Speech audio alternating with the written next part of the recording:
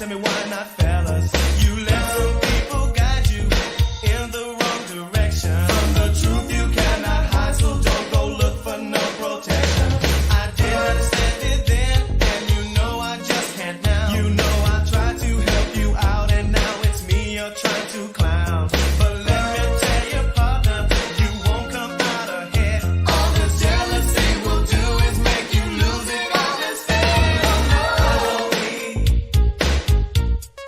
Jealousy, I don't want the bad talk around me. I don't need jealousy, I don't want the bad talk around me. Jealous folks cause trouble, yapping all the time. You know they're listening for rumors so that they can drop a dime. They run from place to place, just telling half the story. Because they're always trying to down someone and take their fame and glory. If it hasn't happened to you, just give yourself some time. I think you know the symptoms when a jealous person drops a line. I think I'll write a letter that sums it up the best. I'll have to write it in big letters with my business, please don't mess up me. Jealousy, I don't need no jealousy. I don't need jealousy. I don't want the bad talk around me.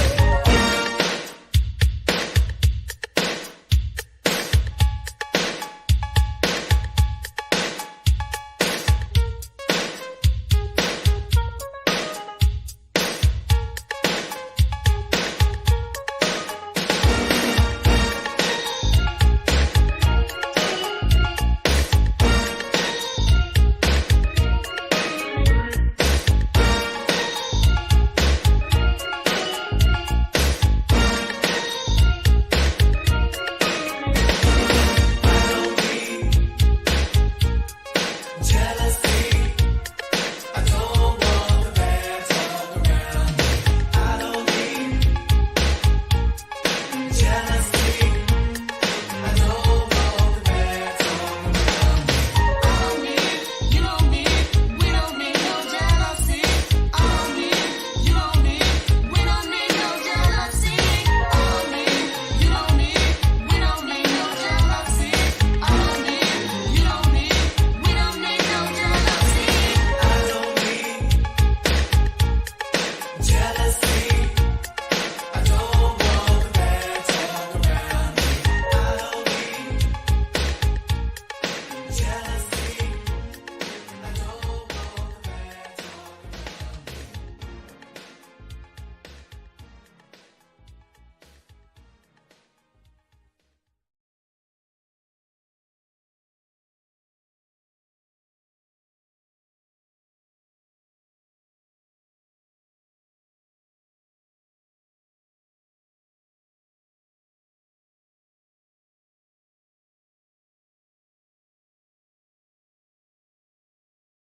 That we ain't night riders. That we ain't night riders.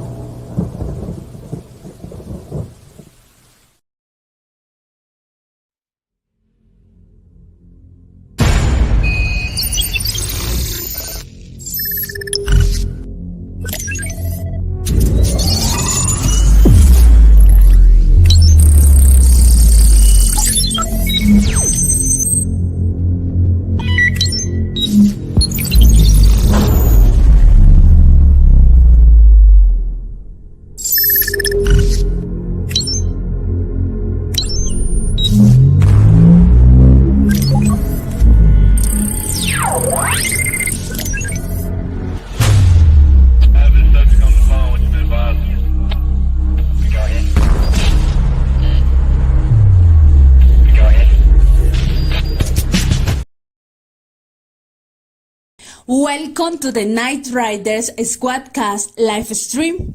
You are now rolling with the Knight Riders.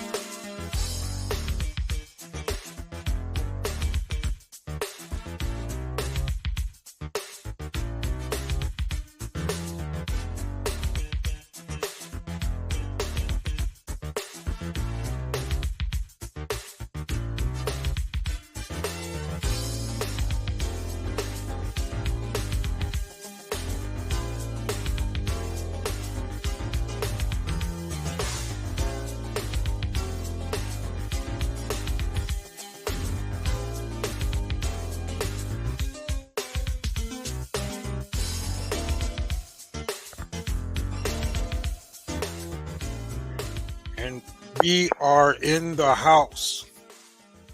Salute. See some people falling into the house tonight. We mellow that beat out for you. All right. Yep. Once again, it's on.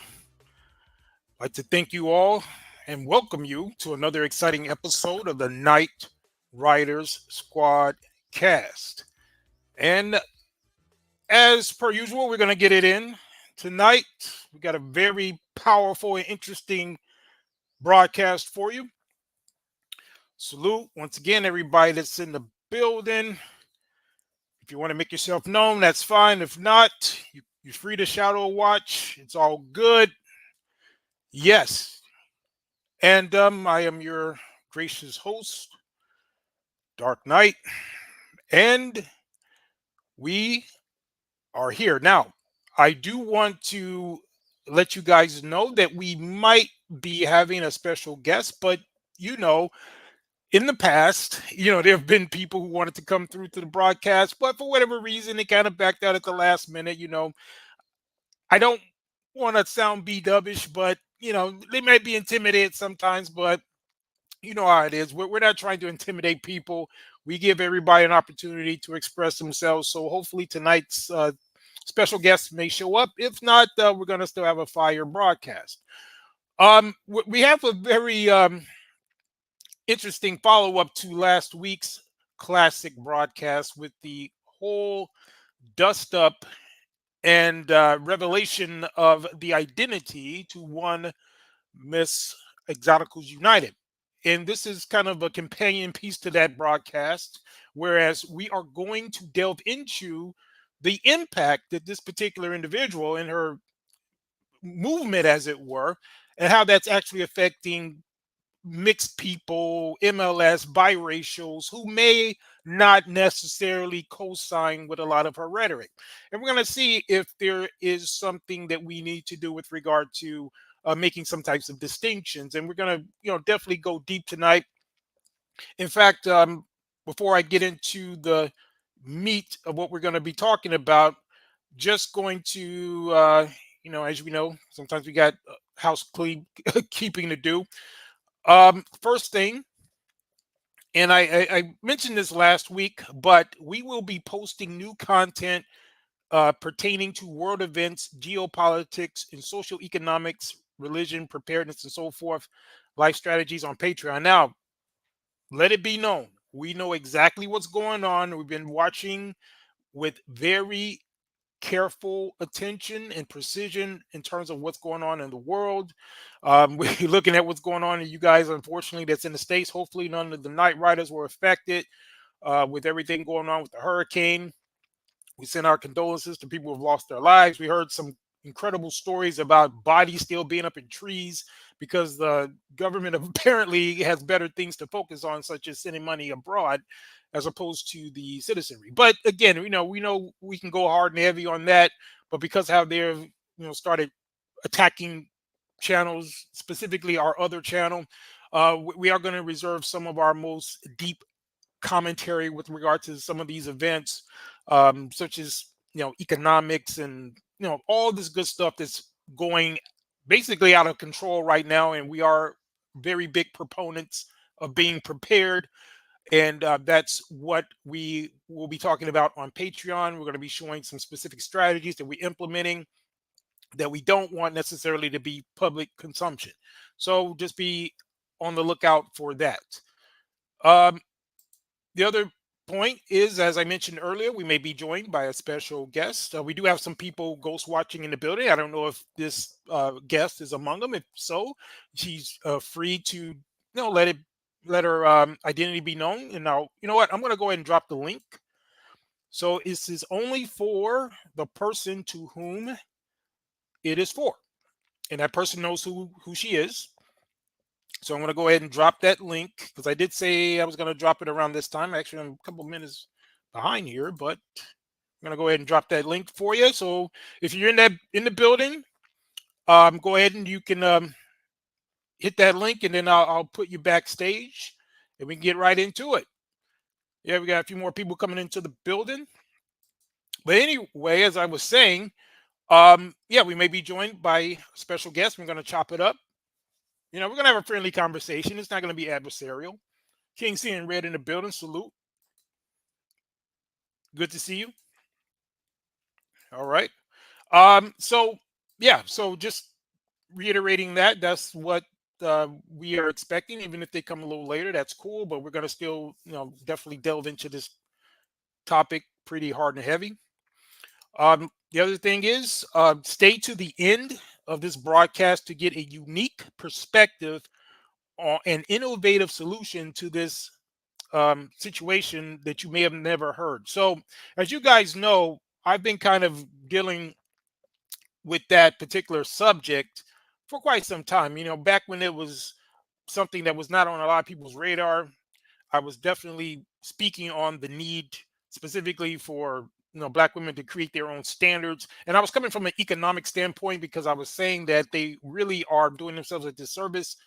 And this was, like I said, almost 20 years ago. I was writing blogs and so forth. I've told the story, but just to see it come to fruition and in the way this thing has crumbled, this alliance that was between the unambiguous black women and these exoticals. And of course, we didn't have the terminology back then, but you get the idea. It was pretty much the same thing.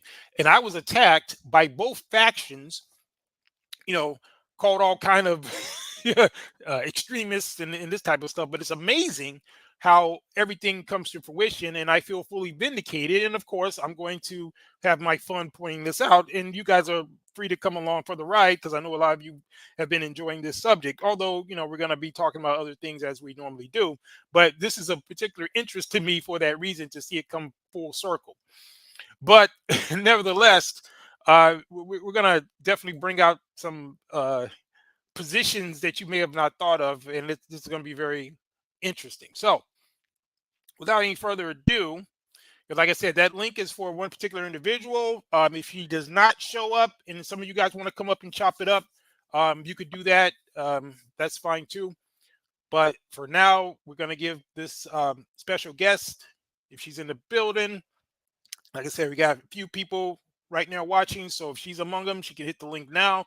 If not, it will stay in the chat, and I will, as people come in, if they're commenting, I will repost the link, and it will be for this particular guest. Now, what are we talking about here, right? So we know what happened with this particular individual by the name of Exoticals United.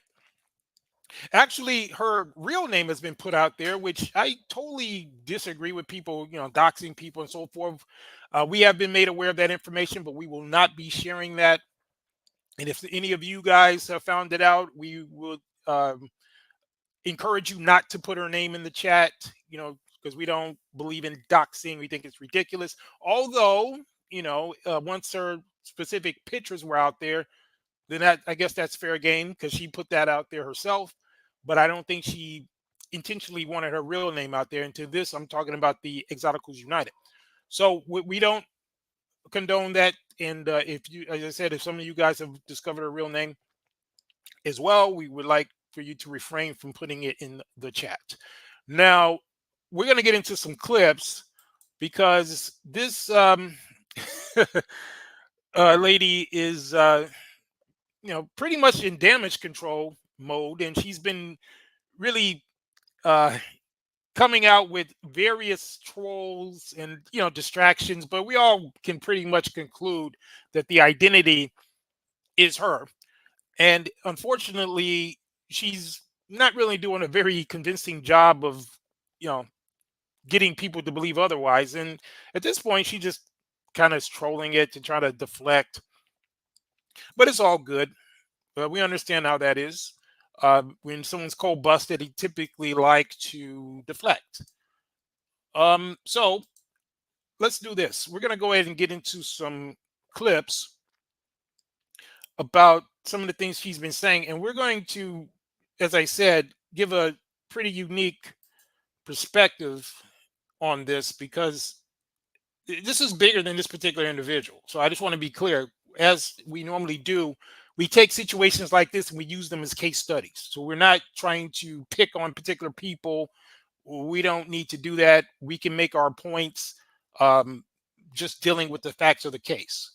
So the first thing I want to do is look at some of the things that this woman was saying in response to some of the people who have outed her. So some of this is pretty funny, but we're going to break it down and we're going to, you know, definitely give our perspective on this. So this is one video that she put out. Let me see if this is the one. Oh, you know what? Before I even get into that, I'm going to deal with something she said about jumping in and out of blackness, right? So we're going to deal with some of these talking points that she has, and we're going to kind of break them down.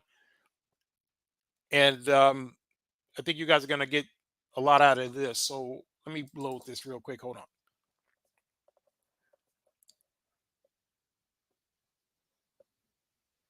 Back to the privilege stacking series.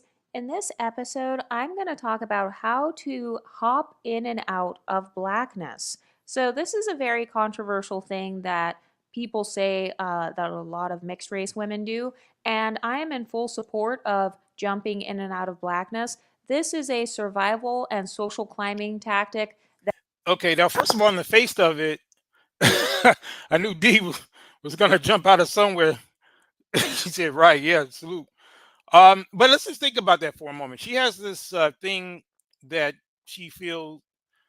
Well, we're gonna break it down, D, because I know you saying that that's what they do. Yeah, we're gonna look at that. We're gonna take a closer look. You just said she confessed to it. Well, let's think about that for a moment. So she's saying she's jumping in and out of blackness now, and she says that that is what a lot of biracial women do. Now, don't you find it quite telling that a lot of these women who talk like this, let's say if she's comprised of more than one race, she's talking about the fact that she's jumping in and out of blackness, but she's not jumping in and out of the other component of what she's comprised of, such as if she, in this case, let's say she's half Mexican, which information has come out to the contrary that she's actually, not even a biracial. But let's just, for the sake of argument, say that she's part Mexican or half Mexican, right? Why is it not jumping in and out of Mexican culture? Why is the default position that they have the ability to jump in and out of blackness? Well, I'll tell you why. It's because black people have done a piss poor job of setting boundaries and putting gates up. Yeah, point of fact, it is what it is. And that is one of the things that I was talking about so many years ago when I saw the problem. And I proposed some particular solutions. And like I said, a little bit later, so you want to stick around, I'm going to show you some of those solutions tonight. And I think they're irrefutable. But the reason why this type of individual can say this and will say this as it pertains to the black community as opposed to other communities is because that's not possible with other communities. There is no mechanism by which someone can go and say the Asian community and decide that they're going to be an Asian this day and then tomorrow they get to be something else. No, I mean, it's all or nothing. Either you're a part of a specific group or you're not. But somehow she has this default setting that lets her believe that she can, just jump in and out of blackness. So I find that pretty interesting, and it tells a very larger story in terms of what the perception is in terms of what a black person is, as opposed to being a specific racial group within its own boundaries and borders, as it were. It's just this kind of this uniform or this kind of cosplay outfit that she can kind of go jump in and out of all willy-nilly. But we're going to delve into why that's problematic and how that is only possible based on if black people allow it. She is speaking as if she can do it predicated on her own will. But after I get into what I'm going to talk about tonight, I'm going to show you the solution to that. But let's get a little bit more. That mixed race people have been using from generations. Some people used to call it passing, other people call it code switching. There are all kinds of different nicknames for it, but I want to talk about jumping in.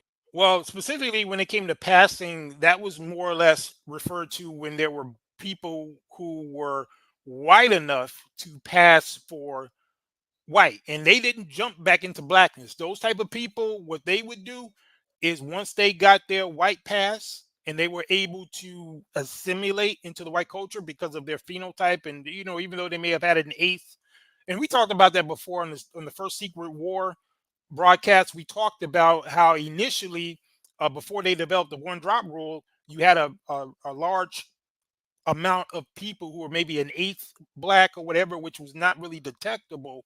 And so they were able to pass until that group became large enough to where the whites who did not have the admixture were worried about being outnumbered. So they changed the laws. And that's when one of the offshoots of that was the development of the one drop rule.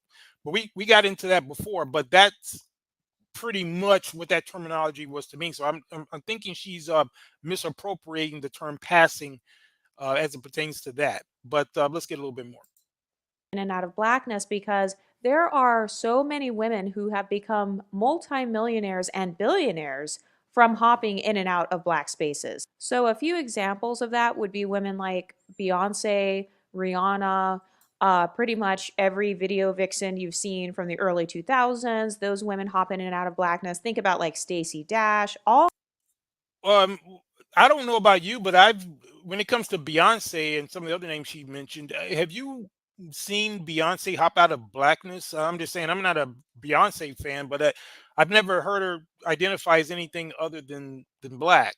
So I think she's misrepresenting the fact that you may have artists like her and they may have crossover appeal and they may um, have a certain aesthetic, or they may want to market themselves to another community, but I'm not sure that that is what she's referring to when she's talking about jumping in and out of blackness. So it's kind of weird how she kind of phrases things, because it's like she's creating her own terminologies that don't necessarily reflect a practical definition. But we'll let her continue. Kinds of women utilize the black community to their advantage so that they can attain popularity or fame. And then if they're done, or if they don't like. Yeah, that's why I said Shao Zulu, but that's what she used Beyonce as an example to illustrate her point. But it's so ridiculous because, again, we've never heard Beyonce identify with anything other than black. So that's what I'm saying. These women just get out here, well, her in particular, and she's just talking a bunch of nonsense at some points. I mean, I'm not saying she's not formulating some good ideas here and there, but when you actually start dissecting, because this is the home of the dissection, we can easily see the holes in our argument. And like I said, if you stay to the end, I'm going to show you how deep it gets. But let's go. And we got Cynical One in the building. Salute. He said that was risky because people who passed were out as black. I guess you mean outed as black, were murked. Yeah, that's true. That's a good point, because it was a risky proposition, because they had to make sure that their phenotype would allow it. Because thankfully for them at the time, they didn't have DNA tests, but they were just kind of doing the site tests, and they would have had to make sure that they could not be found out. So yeah, it was definitely a risky proposition. You're correct. And D says one attempts to mimic Caucasians and the other attempts to mimic so-called blacks. Yeah. And then Shadow says maybe Mariah Carey, but never Beyonce. Yeah, I agree with that. Yeah, I think Mariah Carey would probably fit that description a little bit more, but she didn't mention her, I don't think. But let's go. Like being in those black spaces anymore, they can actually use their fluid identities to fit in other places. When I Oh, fluid identities. Oh, here we go. So what's next? Fluid sexuality? Oh, too late. They already got that one. But you hear this terminology. This is some very new wave, very mental gymnastic-y speaks right here, because the bottom line is, when it comes to things that are fluid, you know I don't think identity is meant to be fluid, just like sexuality isn't meant to be fluid. And it's amazing how these people misappropriate certain terminology. I mean, imagine you guys deciding, okay, well, I'm going to wake up today, I'm going to be a Swedish person. I'm feeling a little German today. Oh, no, I'm Japanese. Oh, no, I'm going to be a Filipino next week. This is ridiculous. This type of uh, re, I mean, just absurd stuff is the reason why there are so many people that are failing. And again, let's be clear. I don't have anything against Exoticals United. I think she's a comedy gold mine. I think she's a content gold mine. I hope she keeps doing what she's doing. You know what I'm saying? Because she is, again, I'm the Dark Knight over here, she's like the female Joker or Harley Quinn or somebody. I don't know, but she's a great super villain to what we are doing. So I wish her the best. Keep going, because as she grows, we're gonna grow. So the bottom line is this: once you decide that you are not going to have a solid, not fluid, but solid identity, then it's like the saying goes: if he or she that doesn't stand for something will fall for anything. And if you position yourself that you're only going to be this kind of fair weather friend, and again, notice she's not using that type of nomenclature when it comes to other races, because she knows that's not going to be, it's not going to happen. But because black people have had this open door policy, it's starting to change now. And like I said, later on when I get into some of the strategies that if black people implement it, then it will shut stuff like this down altogether. But you'll see if you stick around. But she's able to talk like this because of the failure of the black community, such as it is, to implement strategies to weed out people like this. But anyway, we're going to get a little bit more. I use that term fluid identity. What I mean is there is ambiguity when it comes to you. So being ambiguous means that you have a double-sided experience. So on the one hand, you have similar experiences to unambiguous black women because in certain spaces you are seen as just a black woman and that's it. But then in other spaces, people may say things like, "Oh, you're not like other blacks," or Yeah, King Seeing Red. That's about the only realm where stuff like that works. Yeah, in the wonderful world of childhood, but unfortunately for her, I think she's a little bit up in age to be thinking stuff like that is actually going to be viable as it going forward. But like I said, you stick around. I'm going to get into the dissection of why what she's saying is complete BS. But anyway, let's go. you talk white, you act. And D says too many traders in the so-called black community here in the U.S. Oh yes, yes, yeah. We're gonna get into it. And then Israel, you're online in the building. What up, bro? Good to see you. Salute. All right, let's get it. White, or you may find yourself benefiting from isms. So, no matter where your fluid identity comes from, this channel is an inclusive space for women of Black descent, from 25 to 75% Black. I consider that to be mixed race. And then, if you're monoracially Black, if your phenotype causes Now she's setting her standards. I have one that I'm going to present later as well, and I think ours is a little bit more, or maybe a lot more practical and strategic. Yeah, I'm going to put the link in again. So, like I said, we may have a guest joining us later, guys. That link is for her. So again, I'm not sure if she's still shadow watching. If she's listening now, she said she would be able to come through. Not sure, because like I said, a lot of people at the last minute, for some reason, they get scared off by the Night Riders. I don't know if you guys are too intimidating. I don't know, but she's welcome. We're not gonna, she told me she was gonna show up, and we'll hold it to her. I'll keep dropping the link. As you guys are commenting, I'm going to need to keep posting it, but that's for her. So yeah. But anyway, let's get a little bit more. you to have a fluid identity, this channel accepts both groups. Okay, so unambiguous dark skinned Black women wanted their own exclusive spaces, and so we have created our own inclusive space for all of the other women who do not fit the mold and the experiences of unambiguous dark skinned Black women. I don't believe that unambiguous women should be silenced. I actually do think that they should have their own. Yeah, Israel. It was supposed to be for a specific guest that was said she wanted to come through. So we'll give her some time, and if she doesn't, if you want to come up and speak something, you can. I'll tell you. But first, I want to give her an opportunity to see if she shows up. And then because the conversation was going to be between her and I first, and then if you guys want to come up after, then I was going to maybe allow that, depending on how long she wants to stay by. But yeah, if she doesn't show up, or if you just want to hit the link, Israel, a little later, let me know. All right, cool. spaces, they should be able to socially strategize.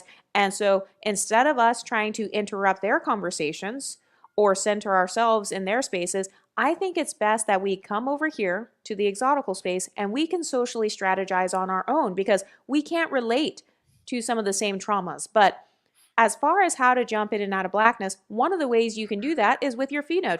Oh, and by the way, D, I was gonna put a little moratorium on that type of terminology because the particular lady that was going to visit us tonight is happens to be biracial. So I was gonna have to put in a specific rule tonight that you guys to be respectful to our guest and not scare her off or other people because some of you Negroes probably already scared her off. But anyway, but just to be respectful, I didn't want you guys to put certain terminologies, the little cute little terms you guys like to use for people of her ilk that I don't necessarily agree with, by the way. But this is your home, so you get to talk the way you want as long as no one's threatening anybody. So you guys have free speech. But out of respect, I was going to ask you guys to refrain from that type of terminology. So if she does come, I would hope that you guys will kind of refrain from that. All right. So anyway, let's get it. Type. Are you one of those people who has a face to where when you do your makeup a certain way or you do your hair a certain way, you look like a totally different person? Well, I wasn't directing that at you, King C and Red, but I ain't singling people out, but they know who they are. Okay. We'll put it like that. Let's go. And people ask you what you're mixed with depending on how you do your hair and makeup? Because that is something that you can Yes, Shao Zulu. I know what you saying.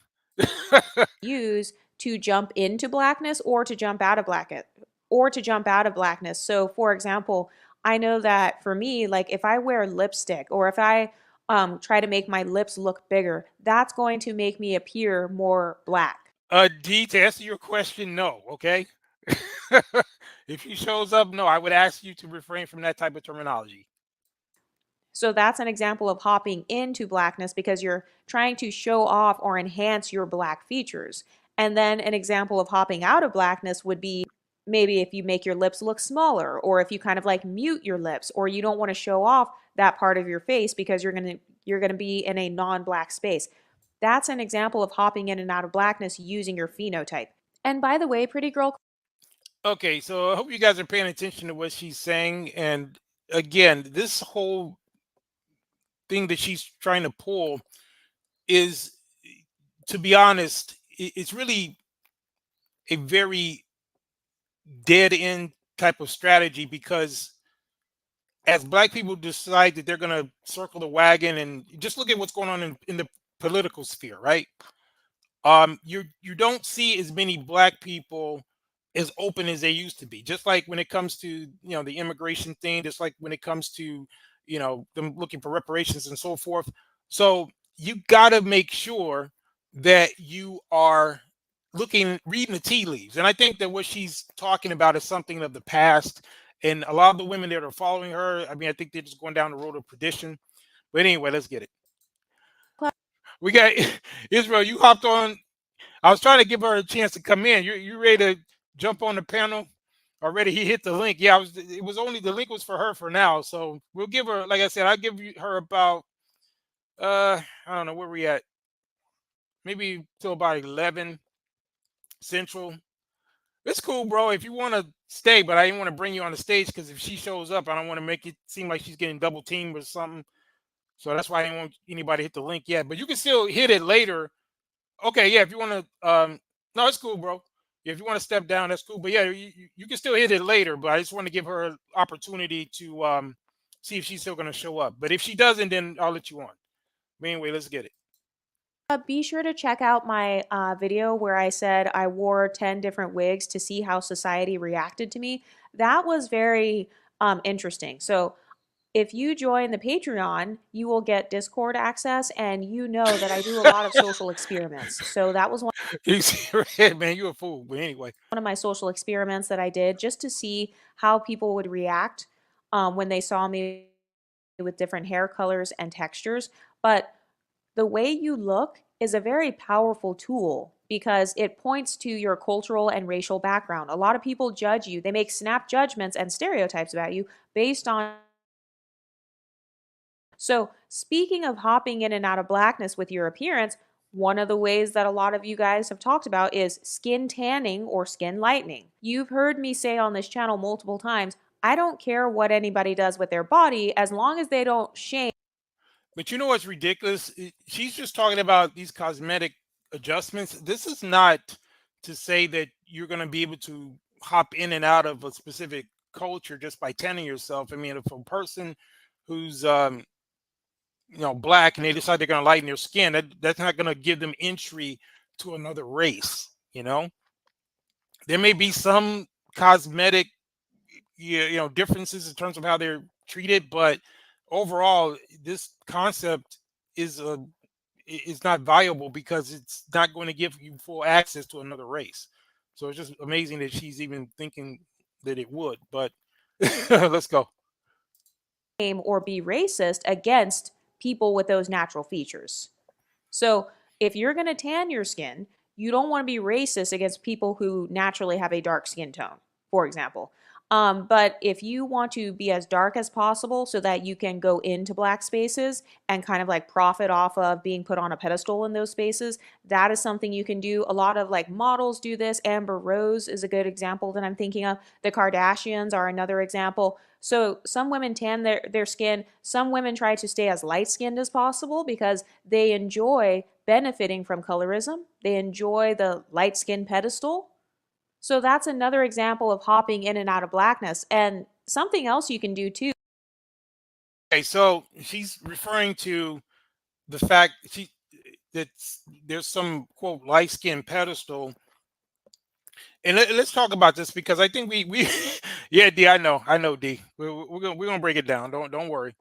Um, Listen. So this whole concept of a light skin pedestal, right? I think what a lot of these women do is that they misinterpret sexual attention for some type of pedestal. There's nothing inherently different when a guy's looking at a woman. We don't have as many variations in terms of if I see an attractive dark skinned woman, I'm not going to necessarily treat a lighter skinned woman better if they're both attractive. You understand? I think a lot of times these women they don't give men enough credit for being able to have nuance, right? So just because a woman is light skinned, that doesn't guarantee she's going to get put on a pedestal.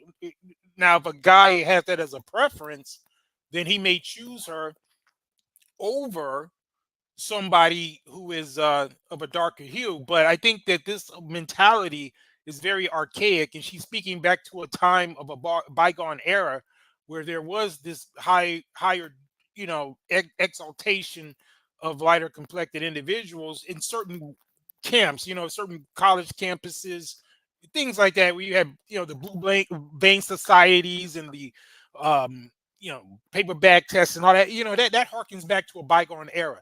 I don't think it's as prominent as she thinks it is. What Israel say, he said, her voice is so nauseating. Man, you be killing me, man. But look, I'm not trying to torture you guys with her, but I'm just saying I'm making a larger point because this is the mentality of this her and a lot of the women that are running up behind her. And some of you guys may run into these type of women, so you need to know who they're listening to, because again, that's the reason why I made you guys aware of this whole secret war, because I know that you guys are not even paying attention to this. But I have people that are giving me information, and I'm looking into this because I present this as part of our broadcast. It's kind of incumbent upon me to be aware of some of these things. But I get it, Israel. I know, but we're just gonna play a few things from her more, but try to tolerate it. But you know, you do the best you can, bro, because it's some powerful stuff we're gonna be bringing out. So let's go.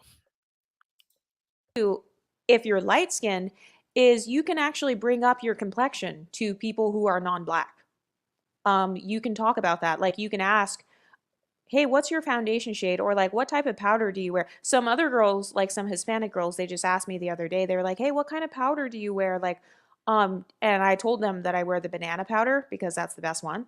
And they were like, "Oh, I wear that too." So that's the type of conversation that only you But Israel, what if you had to listen to that and she was, you know, telling you things to do around the house, nagging you? How would you take that?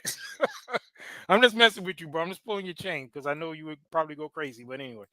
can have because your skin tone is adjacent to the people from the non-black community, for example.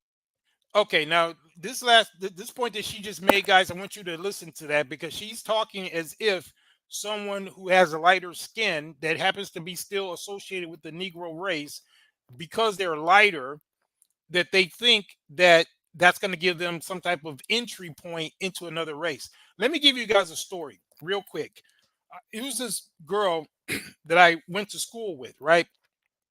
We always had a little thing going on. We were in grammar school, and she was cool, a little short. She was a lighter skinned chick.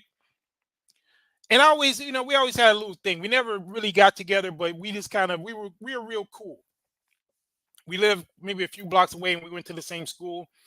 But years later, I kind of looked her up.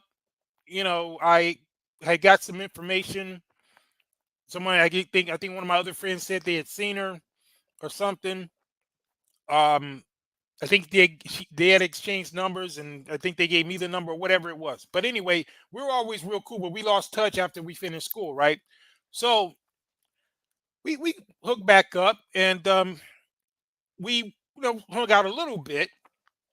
I was busy at the time, but she was definitely still interested in me. She was attractive and so forth, and you know, it was all good. But one thing she said that really kind of turned me off, and I didn't mean to, but I inadvertently ghosted her after this. But what she told me was, because she was a little lighter, she was a little yellow, I guess you would call her yellow bone or whatever.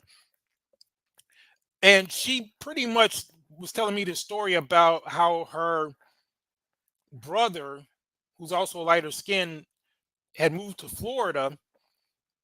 And she was talking about how racist the people were down in Florida, because we're from the Midwest, right? So it's more segregated.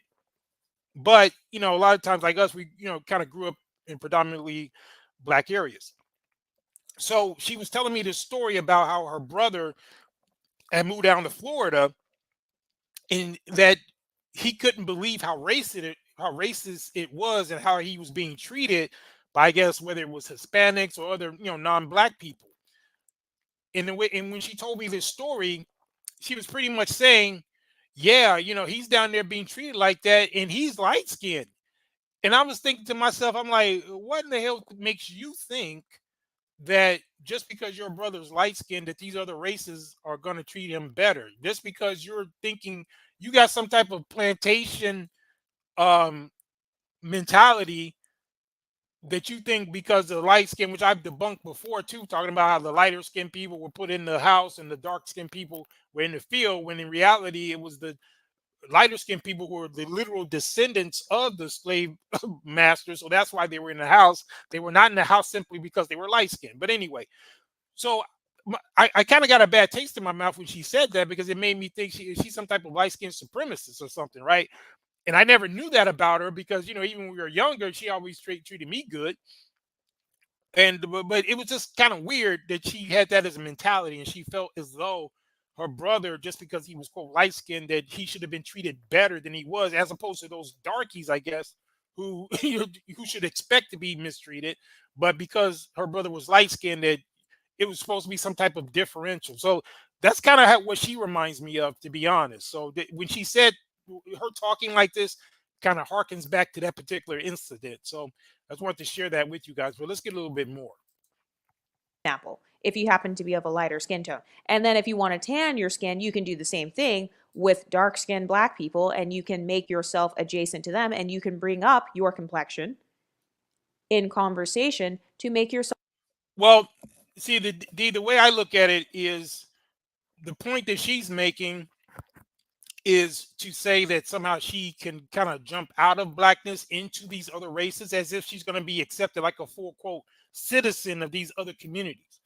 So to me, if you're using the terminology that you're going to quote jump out of blackness into something else, then that's what you would need to do. Otherwise, you're just, you know, you're kidding yourself, right? So that's what I mean. I'm not saying that there may not be some type of difference um, on a cosmetic level, but at the end of the day, it's just like what happened during the creation of the one drop rule.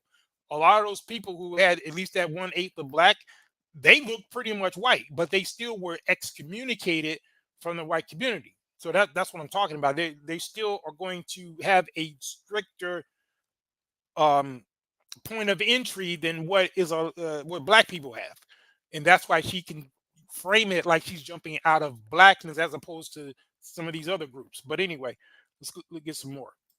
Self relatable to them. So, relatability is very important when it comes to social climbing. If people feel like they can relate to you, it makes them feel more comfortable with you overall. So, especially even in terms of like dating, or it could be getting a job. I told you guys the stories about how I actually brought up my racial background in 4 different job interviews and I got hired for all 4 jobs. So, is that a coincidence? It could be. But I will say I do think that my racial background, it could have played a role in me getting offered those jobs because And she doesn't know that for sure. Maybe she was just qualified. Who knows, right? So I think she's kind of fishing for some type of um, preferential treatment, and again, just like with this whole thing about um, black men chasing lighter skinned women, this whole thing could be considered overblown because you do have a subset of men who are attracted to lighter skinned women, mixed women, and so forth, but you have that's a specific group that doesn't extrapolate to the whole group. Oh, by the way, guys, she's in the building. Salute. Yeah, Golden Goddess. There, that's our special guest, guys. So there she is. All right, yeah, I'm gonna drop the link for you again. I'm gonna bring you right on board. So I appreciate you showing up. So let me drop that link for her. And this is just for Golden Goddess right now. So none of you other ninjas touch it. Wait. All right, so I'm gonna bring her up.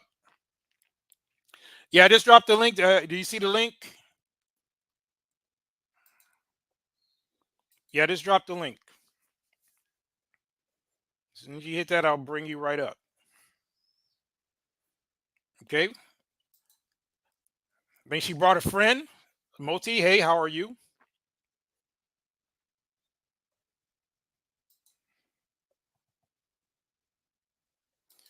All right. So yeah, when if you okay, so we got Golden Goddess in the building. So let me go ahead and bring her up.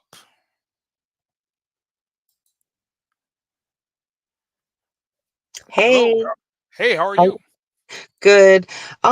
See, you had put me in the title. I didn't know. I know you had left me a comment, right? So I was like, I'm gonna go check it out, see what peep what the scenery was. So if I would have known that I was you know, definitely supposed to be here, I wouldn't have been this late. But how are you? I'm good. I'm good. No, better late than never. So we do Mhm. appreciate you showing up, which is more than I can say for 90% of the people who say they want to come and deal with the Night Riders. So you are already distinguishing yourself. So shout out to you. And in fact, since you made your debut here, let me go ahead and give you a nice welcome here. Thank you. I appreciate it. Also, my friend Multi, she's gonna be trying to hit your link. I don't know if she's already back there, but Yeah. she You know what? Right now, I just want me and you, but she can come a little bit later because I wanted you to kind of tell us a little bit about yourself, and then she can join later if she well, likes. she we're we work together. Is she back there waiting? Oh, okay. So if you want to, it's That's kind of what, like yeah, let okay. her come down. Okay, if you want to with you, that's fine because it's kind of Thank like you. the moral support. So that's cool. But yeah, let No, me this go ahead. Huh? this my partner. Oh, okay, cool. Yeah, the more the Okay. merrier. We're good. Okay. So let me go ahead and bring her on stage as well because I want you to be comfortable. So we're not. This is not going to be antagonistic. So I don't want you to be afraid. Hey, But Multi. Hey, hey, how are you? Nice to meet you. I'm good. How are you? Nice to meet you. Thank you for letting me up. No, no problem. So, like I said, I just want to make sure our guest is comfortable, and I know she's in kind of foreign territory over here. So, and again, I was commending her on her courage because a lot of people they'll say they want to come on a panel, they leave comments, and then they'll, I'll say, "Hey, come to the broadcast," and I guess they look at what we do, and then they get scared. I don't know. I'm not. So that's what, can I ask you a question? Okay. So I just saw a little bit of what you had done on the whole EU situation, but like, what is your whole vibe over here? Why would people be scared to come over here? Because I'm not really familiar. Oh, okay. Well, again, I'm just speculating, but I don't want to put you on the spot. But there have been people who have left comments, and I'll ask them a question and they just take off, or I'll say, hey, why don't you come to the broadcast, and they never do. So I just find it very interesting that most people don't come, and I can only surmise that it's because they're afraid of something. I try not to be intimidating, but who knows. But at the end of the day, um I'm just trying to have a conversation with people, and we're not trying to be antagonistic or anything like that. So All right. but I Thank you for having us.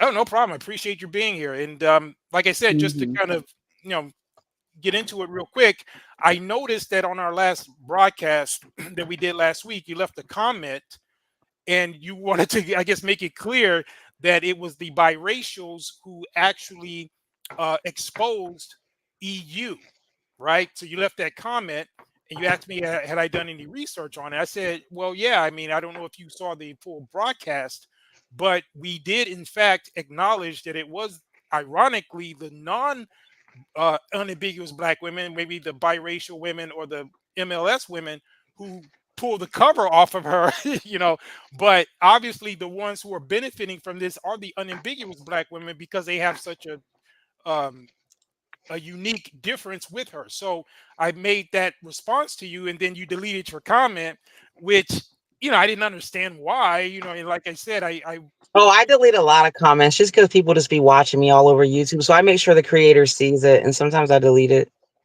Okay, cool, cool. But yeah, I just wanted to make it clear that we did in fact acknowledge that the people who broke the story were the mixed race ladies.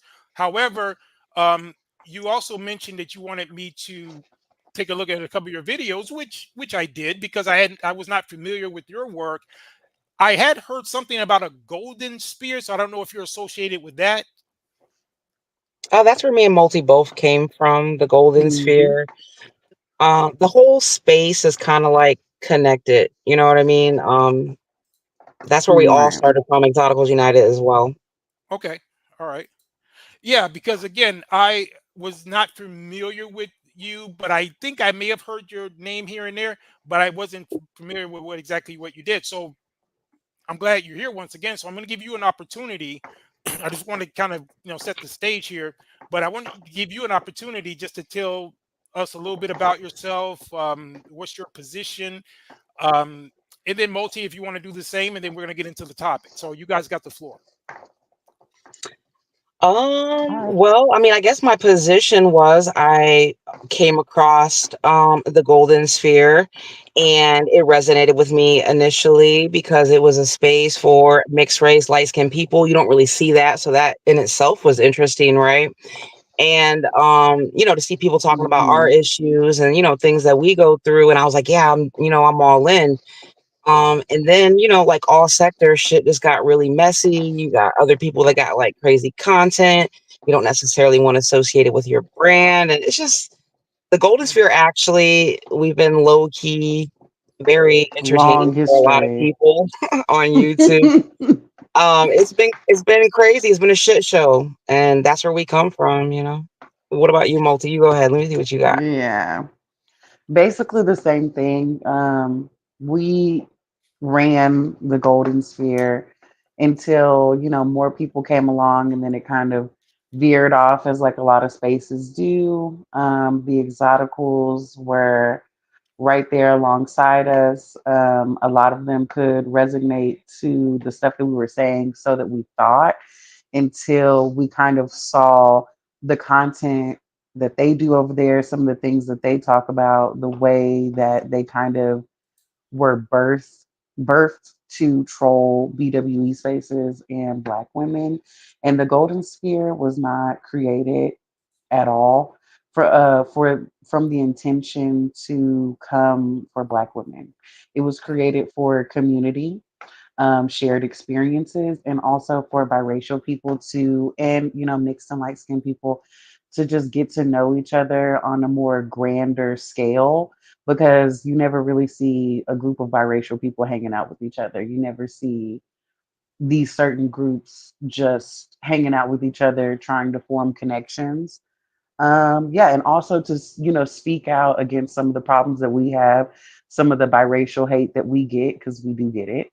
Hmm. Yeah, so it wasn't specifically to target any one group. It was specifically made to focus more so on ourselves and the issues that we have, etc. So the exoticals are completely different Right. than what we had going on. But I will say though, just the fact though that we were addressing videos that were made about biracial women, which were made by Black women, of course we did get demonized and lots of hate Hmm. campaigns against us, and it comes with the territory. Right. Mm-hmm. Yeah, well, I'm glad you guys are mentioning that, because that's kind of the direction that I want the conversation to go. As far as this, obviously, there's a faction of women who are gravitating towards this exotical movement, and we're going to get into it a little bit later. They're saying some very extreme things against unambiguous Black people. So, do you feel that Hmm. you guys are being misrepresented with some of the rhetoric coming out of the exotical space? Yeah, we are completely being misrepresented when they're That's why using we blew up the pictures of spot. biracial women and then talking, just being racist towards Black women. We first, this is the thing. BWE has just now started fighting with the Exoticals. We have been fighting with the Exoticals for years. So this is not one of those things where BWE was fighting with them and then the biracials came out of nowhere and we jumped in the fight. No, we were already fighting her and the Exoticals. BWE came out of nowhere and jumped in the fight once we which exposed what was already there. which Chrissy and Paris been watching too since the beginning, and they hate us as well. So literally, all parties involved hate the biracials. Okay. Hmm. Oh, Right. by the way, We get it from all sides, and that's what we talk about. yeah, we're gonna go deep into that, because I think that that's something that needs to be brought out, and that's the reason why I'm doing this topic. And ironically, I guess it's serendipity. Before you even brought your comment over Golden Goddess, I was going to touch on whether or not this impacts the larger population of mixed people with this whole expose of Exoticals United. So it's very ironic that you left the comment that you did, because I actually was going to do this topic irrespective as to whether or not we spoke. But Multi, you actually have someone in the comment section has a question for you. Kingsley and Red says, Multi, do you get more hate from one side of your family than others, or maybe one or two members in the family? I think that literally all of my family loves me. I will say, from my experience, I'm lucky with that. That's not a lot of biracial people's experiences. Any type of racial issue that's ever happened with me was someone who was not my family.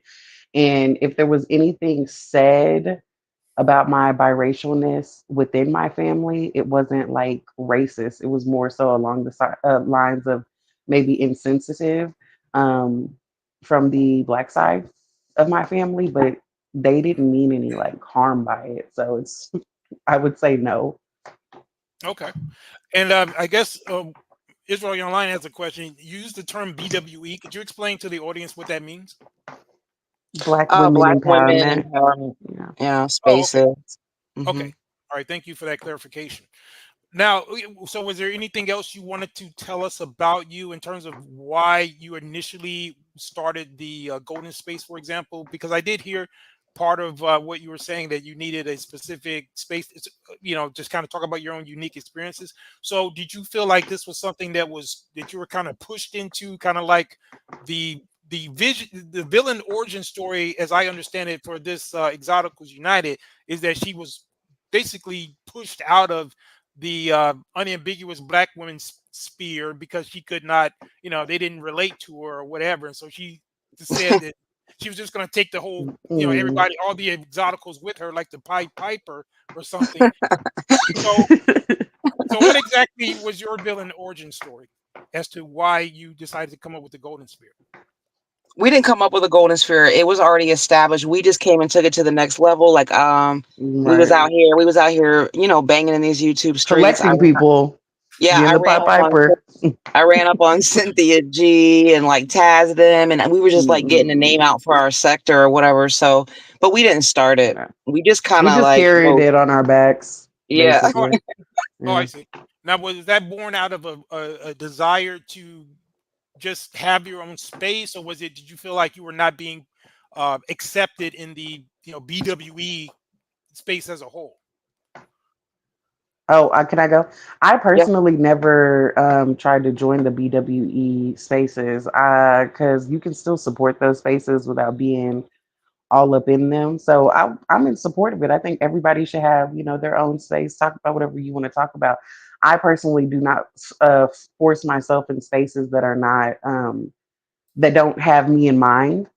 And that's the thing. Like, it doesn't, all this stuff does not have to come from a place of malice. So I think it's perfectly fine for everybody to have their own space for whatever they want to talk about. For me, some of the motivation basically came from the fact that we just don't have a space. It's really just that simple. Like, there is no space for us. We're always getting made fun of for being like, oh, I don't fit in here and I don't fit in there. Where do I fit in? So when we actually sit there and do something about it, then it kind of gets twisted and turned into like this thing that's malicious and ugly, and it's not. And then we had the Exoticals next door, just also kind of solidifying that storyline. So, like, yeah, we had to not only fight back for a space that we deserve, just like everyone else deserves their own space, but against the people that are perpetuating the stereotypes, that come with that. Oh, I see. Also, they're saying in the audience that we separate. I don't think it's necessarily separating us creating a space. I'm all over these YouTube streets. But yeah, if mixed race people want to make a space or whatever to make content about their, whatever they got going on, then they can do that just like everybody else. People that don't like it, it's like really a personal problem. The problem is that Hmm. our space was more so in defense and the Exoticals space was more in offense. That's the difference Oh, I in Hmm. see. my opinion.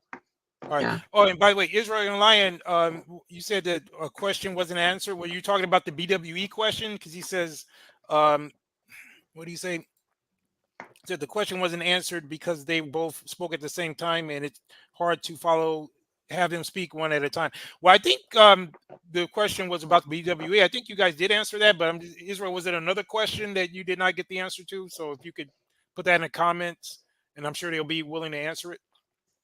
So how would you classify your channel? Is this like a manosphere channel or what type of channel is this? A Hebrew Israelite channel? What is it?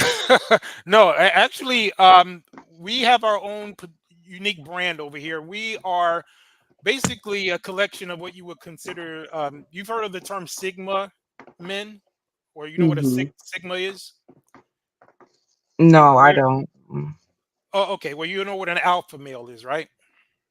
Yeah.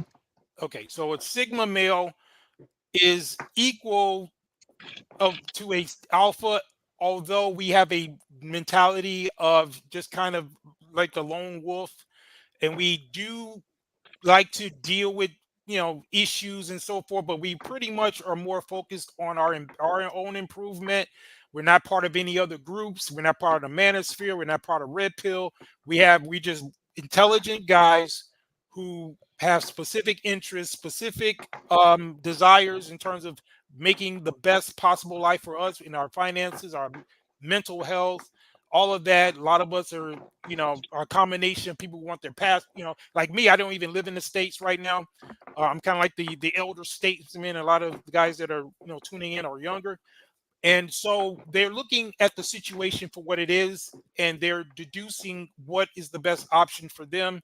And unfortunately, they see themselves outside of the Western world because of all of the things that we talk about, such as the laws that are going against men and things like that. So it's just making a practical decision. And the whole thing with the night riders is just a lot of us are night owls who like to be up and have these deep Okay, because I conversations. was thinking about that fresh and That fit or stands for whatever something else too. Yeah. the No, night we don't deal with. riders. Yeah, no, no, no. Well, Yeah. yeah. Let me Or explain not that. being one. Yeah. Yeah. Okay, okay, good question. Now the night riders thing, actually, that's just a coincidence because briefly where I got the name Night Rider is that when I used to work in the financial industry, and I don't know how old you guys are, but back in the '80s, um, there was a show called Night Riders that was out. It was a sports car that could talk and all of that, right? So. Uh, when I got into the financial industry, one of the first things that I bought when I started making money was a black sports car. And my mother said that car looked like the car from the Knight Rider show, right? Even though it wasn't, my car was a foreign import and the Knight Rider was a American car, but that's neither here nor there. But anyway, so that was it was like a nickname, Knight Riders, right?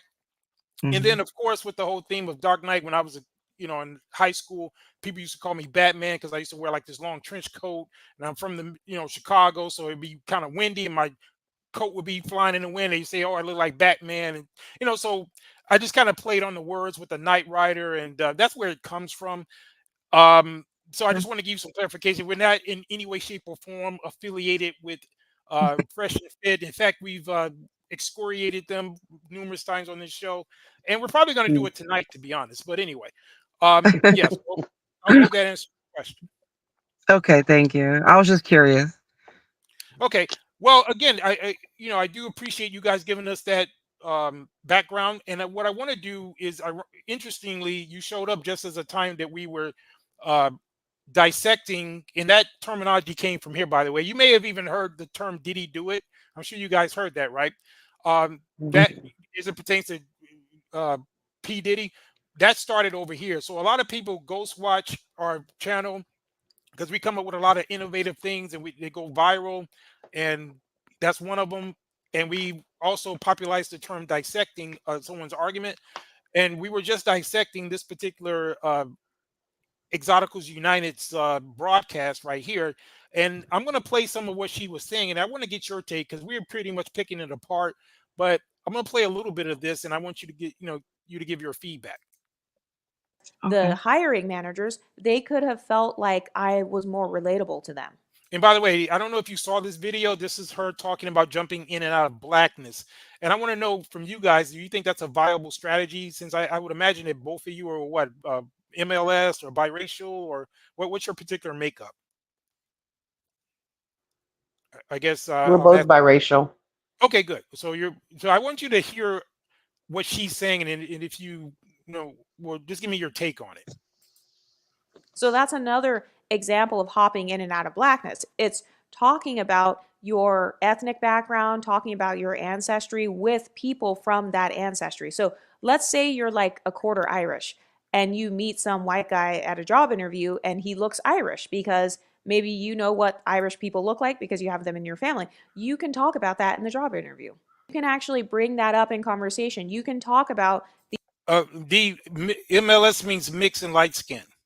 So as opposed to biracial. So you have what's called multi-generationally mixed women that may have a grandparent that's non-black or something like that. But anyway, a little bit later, I'm going to break down some of these some strategies I'm that I have. confused, D. I thought you didn't care about us. Oh, you know what?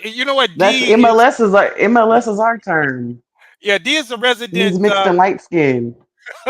Yeah, see, D is the resident extremist. That's he's a very let's just put it this way: not all of the Night Riders are as, how should we say, cosmopolitan in their thinking as I am. So D is one of the more We extremist all type got person. extremists. Yeah, Right. so you got to excuse D. He's a good guy, but he has pretty strong views, right? So I warned them, or I've asked them before you guys came to the stage that to be nice. You guys are guests. We appreciate you showing up, so we want to be. D is not listening. No, trust We're me. barely saying anything. He's like, I hate them. I haven't even looked at the. I'm not even looking at the Don't comments. don't even look. No, Okay. trust me. he can be worse. Trust me. No, he's being nice tonight. Okay, but Okay. anyway, yeah, but don't let D distract you. Okay, so let's get a little bit more of this. The Irish holidays that you celebrate, or how you went to, I don't know, the St. Patrick's Day parade, or how you do all of these cultural practices that have to do with that community.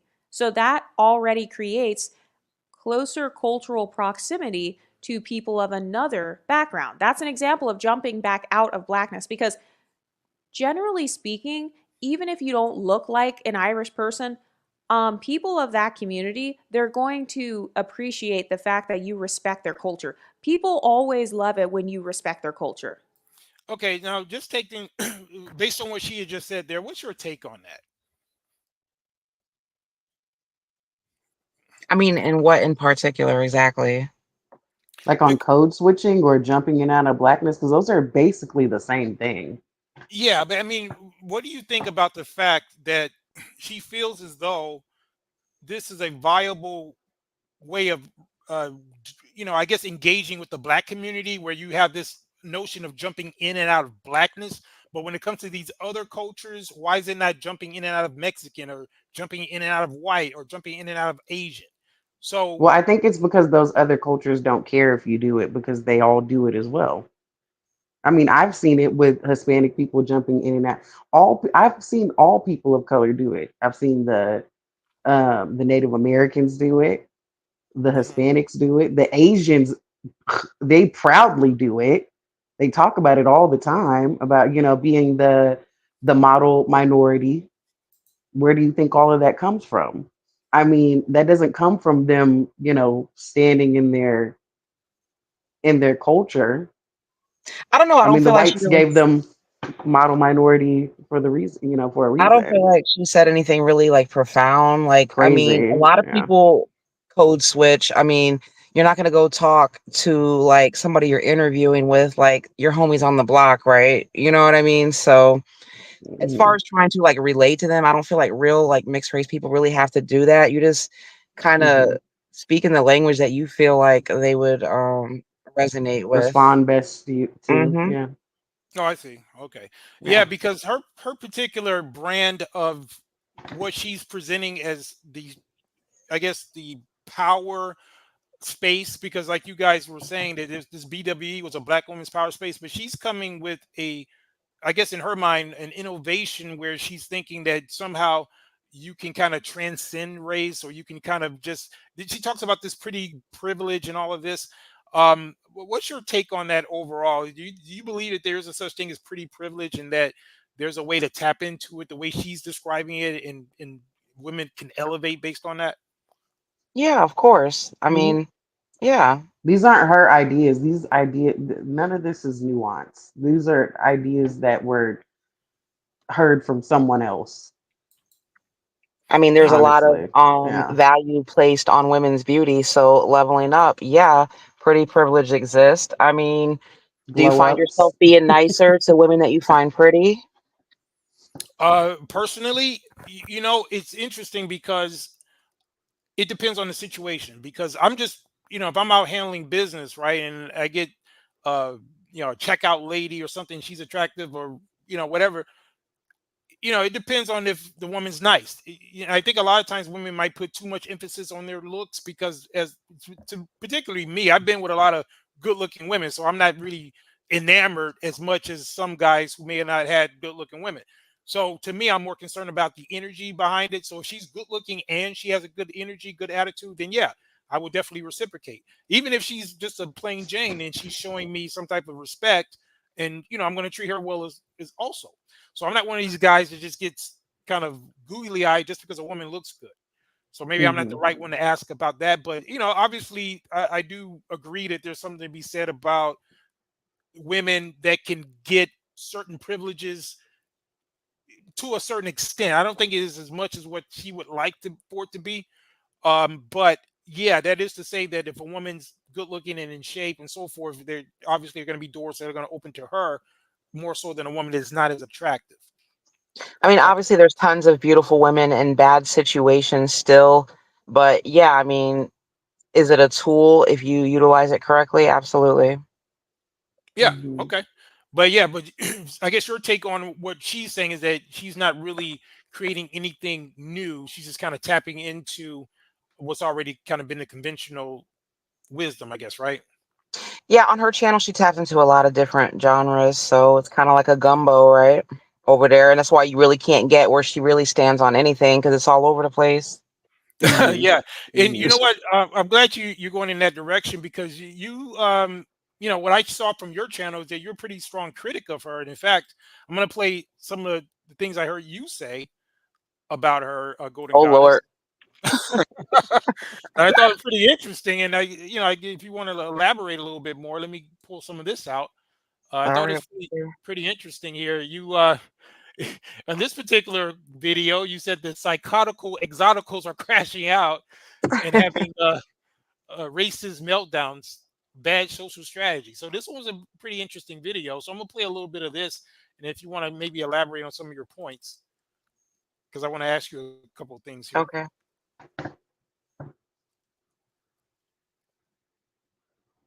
Your biracial ass up. And by the way, you have a very interesting production style. I kind of like the nice quirky videos that you put in there as you're talking over it. So that's pretty interesting. I like it. Thank you.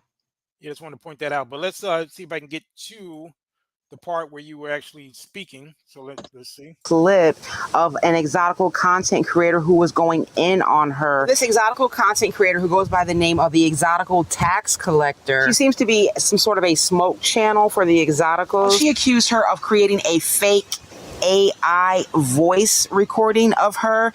And let me tell y'all, this recording is Yeah, like I said, the first time I heard that Shadow Zulu, the psychotical is almost as good as our exotical because that's our little terminology. But yeah, I do like the psychotical. exotical. Yeah, that's something we came up with over here.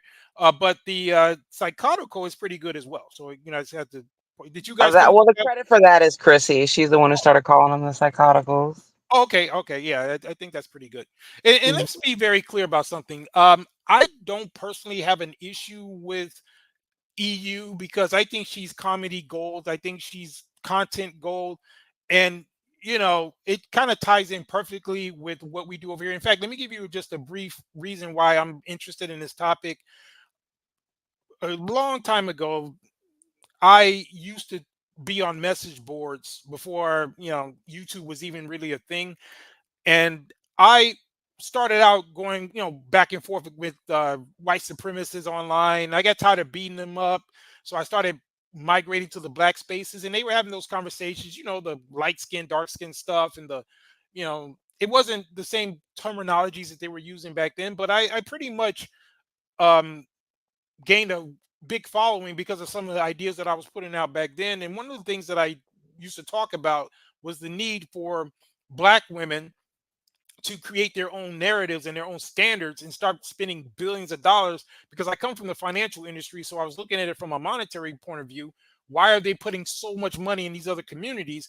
And what I noticed was, and I wasn't doing it to create any type of division, but I was saying that, and this was around the time when Obama first, before he was elected the first time, and how they were presenting him as a black man, and it was me and a handful of other people that were identifying the fact that, well, no, he's biracial, and that's not a slight to him, it's just what he is. And I was just, we were just pointing this out, and I was saying, well, he would be the first biracial president, but he's not, black, and so forth. And the argument would go forward as far as me saying that, okay, well, black women have a specific phenotype, and they need to tap into that, create their own products and so forth, so that they can capitalize off their own industry instead of buying hair from Asians and sticking it on their head and all this other goofy stuff that they were doing. But long story short, I noticed that a lot of vitriol that I was receiving was coming from both what would be considered unambiguous black women and the mixed chicks. And this was before we had that terminology. But it was ridiculous to me because I'm like, wait a minute, we're just calling a spade a spade. I don't have a inherent disdain for someone just because they're mixed or biracial. I'm just calling them what they are. And a lot of those biracial women back then would get angry with me, and the unambiguous black women, because of, they wanted to be able to use these mixed women as their standard for beauty, right? So to see this whole thing crash and burn, to me, is it's vindicating, and that's the reason why I'm taking such an interest in this topic. So the likes of EU and people like her, and these crazy exoticals like the one we're going to talk about right now, this, I guess her name is Exotical Tax Collector. We're going to, delve into this, but to me, this is just a way of validating what I was trying to tell them years ago, and to see it come full circle, I can't help but feel a little bit of vindication. But let's get a little bit more of this. Yeah, go I ahead. wanted to say though, but I can't stay long. If I should have came earlier or whatever. I only got a couple more minutes. My husband's rushing me. So if there was anything that you did want to get out of the way, before I did go though, this would be the time. Oh, sure, yeah. In fact, how many minutes would you say you had? About 10 more. Okay, good. Well, yeah. This was one thing I wanted you to address, because this particular video was the first video that I saw, and I want you to just kind of give us how you think that this particular YouTuber is affecting your image as a biracial woman. But you kind of say it here, but I want you to elaborate a little bit more. So let's get it. Disgusting. Okay, so let's see what's been going on in these ghetto ass YouTube streets. Oh shit. I'm in my exotical, diabolical, creepy article bag. Already from the introduction, it kind of seems like she's mirroring Exoticals United's greeting. Let's see what EU has spawned. In this video, we will be giving all the exotical smoke to Chrissy today, and I will be exposing some of the things that she said behind her paywall. So let's get into some of the things. Okay, so I think we all know because we played this last week on our broadcast. This particular exotical, she pretty much took some AI and put all kinds of disparaging things about, mixed race women, and claiming that it was Chrissy that said it. So, Golden Goddess, what's your take on it? You did mention it in this video, and I do encourage you guys, and anybody who's going to watch the playback, to go check out our channel. But could you give us your feeling on what impact you think this type of person has on a normal biracial person such as yourself? Well, I feel like when I first came over to this sector on YouTube, it was like people were going back and forth and they was fighting and it was a lot going on, but everything had kind of like settled or whatever. And as EU's channel began to grow, it just started to like spark up again, like the biracial hate. If you go to my last video that I just uploaded, you will see that a divester named Lexus Exodus just came out. She drug EU, but she basically had the narrative the whole time that Exoticals United was a black, white, biracial, and just basically said mutts and this and that, and every racial, like mixed race slur you could throw. And so this is an example of EU coming out and provoking these women. And then of course that's no excuse for their behavior either. It's disgusting, right? But that was our problem, that we're like, if you're going to come out here, you're going to troll under your own phenotype, under your own image, because that shit ain't on biracial women, black, white, biracial women. We handle our business differently. Mm-hmm. Yeah, definitely. Oh, well, Multi, is someone saying something in the chat? Because you said that someone was attacking. Yeah, probably the guys in the chat or whatever. But I'm just in and out. I ain't even gonna pay attention, because when people are like real hateful like that, like sometimes they're mentally ill or whatever. So I don't like to go back and forth with trolls. You know what I mean? It gets weird. Yeah. But anyway, like I said, I don't want you guys to feel attacked, because like I said, you're cordially my guest. So I'm not reading all the comments. So hopefully, as I have asked you guys to be respectful, they are our guests, and I do respect the fact that they showed up. Even if they say something you disagree with, that's fine. But we're not here to attack people. I like the fact that they showed more courage than a lot of people in just coming over here. So Israel Elias says no one was attacking, but I don't know, Israel, if she feels a certain way, because you got to understand these are ladies, right? So a lot of you guys, y'all like to go hard and go, against each other, a little different. So, let's understand. We've had ladies over here before, but we haven't had a lot of ladies on the panel. So, a lot of ladies, they'll just kind of stay in the comments, or not necessarily make themselves known. But that's what makes these topics and all of the characters involved kind of like polarizing. And let's be honest, it's good content. Like you said, everybody's kind of a mess that's involved, right? But yeah, it also attracts a lot of weird people around as well. So it's crazy out in these YouTube streets, and we just report on it, and we're gonna call out whoever's calling whoever's talking shit about biracials, but we're also gonna call out like mixed and light skinned people that are out here doing the same shit. You know what I mean? So that's just kind of our position. We're in the middle, like always, like biracials usually are. Mm. So, what's your official position in terms of what do you think the rules of engagement should be when it comes to unambiguous Black people and, say, for example, biracial people? What do you think is the proper protocol between those, Well, and I don't how? think calling each other, monkeys or whatever else crazy shit they got going on, mutts and all that stuff is really appropriate. It's just like they're just crashing out or whatever and damaging their own brands. But I mean, at the end of the day, that's their choice. All we can't stop nobody. This is YouTube. We all have freedom of speech somewhat. So all we can do is come out and fight the narrative ourselves and create our own content to put a different voice out there that none Mhm. of these chicks speak for us. And so, it just shows Yeah. jealousy when they bring us up into it and hate on us, basically, Mm. just because we ain't got shit to do with the situation. So what's the problem? Oh, yeah, you bring an interesting point up. So, what do you think about the fact that um, Exoticals United, for all intents and purposes, was presenting herself as a biracial woman? That was our initial, what we thought she was until the information was revealed. What do Well, you I think mean, about that? I knew the whole time that she wasn't like ambiguous presenting. And I just kind of felt like, because she admits she's a troll and she was like trolling or whatever. But at the same time, I guess like she made it seem like her mom was just like a Mexican woman. But I guess so they say she's Mexican and Black. So, I mean, she really is technically African American, right? If you're like 75, whatever, like they're talking about 25% is mixed. But if that's the case, then you're going to say all Black people are mixed, right? Because this is America and there has been multi-generational mixing going on. So she just pretty much came out here trolling under our name and under our phenotype. And, that's what it is YouTube. It's like the plot twist you can't make up.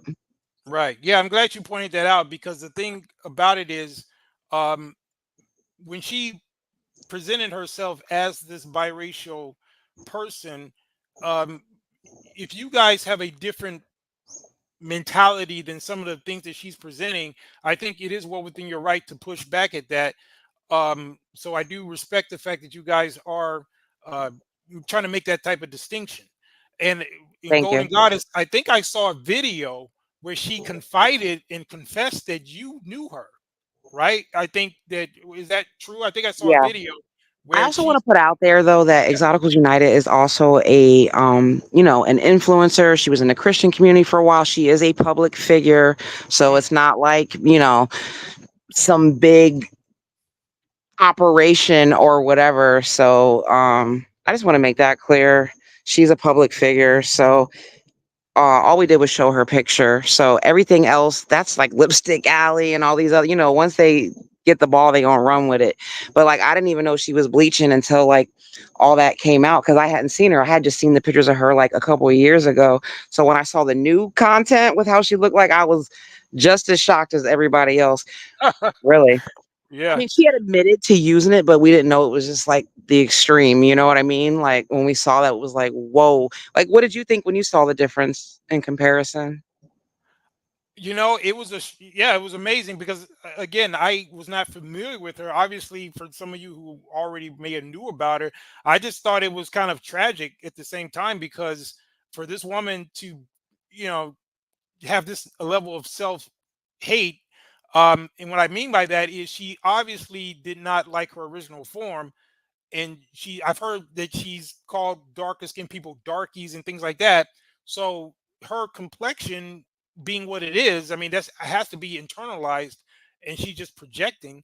And for her to go to the extreme of using whether it's this I guess she called it kojic acid or battery acid or whatever the hell she's using to lighten herself, I mean, that's kind of an extreme, and it shows a kind of a psychosis that is, I And think, it dangerous. is. And it is sad. That's why I'm not trying to bully the girl or whatever, because I do look at that as sad. But that's another reason why I think we felt the need to say something, because like now you're like promoting skin bleaching, and that's Right. toxic as fuck. Like Yeah. who's gonna stand up and put some pushback against that shit? Oh wow, the real actual light skins. Isn't that ironic? Yeah. Yeah. It's really ridiculous that I think a lot of women are finding that to be a safe space when it's just becoming very toxic. And I'm thinking that it should be uh, more people like you guys trying to make it clear that you don't rock with some of the things that she's saying, because we're kind of on the same We side of don't the rock with coin. some of the things the other side is saying either. That's why I said on my Yeah. last video, there really is no victims here, just willing participants on both sides. Yeah, because the way I look at it is that from the standpoint of an unambiguous, black man, again, we just kind of sit back and we over here, we just kind of watching these proceedings from our imperial skybox, and we're just looking at it because this is just situations going on between women. But what I like to do is just kind of look from an outsider's point of view. But at the same time, she's trying to hijack, blackness in a way, and she's representing, because with this whole thing about jumping in and out of blackness, which I take offense to, because I think that the black race should not be some cosplay uniform that people can put on and take off at will. And I do respect biracials who identify themselves as biracial, while at the same time being, I guess, knowledgeable, or somewhat um, of a contribution contributor to black culture. So as far as you're concerned, what do you think is the way forward in terms of how you guys are going to deal with the exotical space and as it grows? Because to me, we're, as she grows, we're going to grow, because we're going to on and off be covering these topics. So I say more power to her. I don't have a dog in that fight. It's just content as far as I'm concerned. But from you guys' standpoint, with your image being at stake, what do you guys plan to do to combat some of the negative press that you guys are going to get as a result of the strays you're taking because of what she's doing? I mean, we're just going to continue to respond to content that's taking direct hits at us. But as far as like, I'm not going to be policing EU like that. Like I've been in the space with EU for years. Like this is really nothing new with Exoticals United. I feel like we came and we did what needed to be done, and it is what it is. And I report the T in our sector. So if you make the docket, you make the docket. It is what it is. You come out here acting an ass, you might make it on a video, right? Because when I came out here acting an ass, I made it on a lot of videos, and no one is spared. But I have to go. Thank you so much for being kind and allowing me and Multi up here. Oh, no But I have problem. to go. Appreciate it. Oh, before you go, I think somebody had one question for you, if you have time. Okay. King C and Red says, question to the ladies on the panel. So you find that there is pressure for mixed people to claim being black? Notice lots of mixed girls wear fake hair. Yeah, there can be pressure. There's, just like any other race, black people are not a monolith. Some people want you to identify as black and feel offended if you don't, and some just want you to, claim being biracial because they don't want their phenotype or image being erased. So it's just part of the experience that we go through. I think Hmm. it's better for us just to stand on our own square. I don't feel like it makes us separate or not a part of the culture. Like I'm not going anywhere. Like I don't care what nobody's talking about on YouTube. You know what I mean? Like I'm black and I'm white and it is what it is. But I gotta go. I'm so sorry. Maybe we can talk another time. Sure, no problem. Appreciate you from coming through. Thank you. I think it's been cool.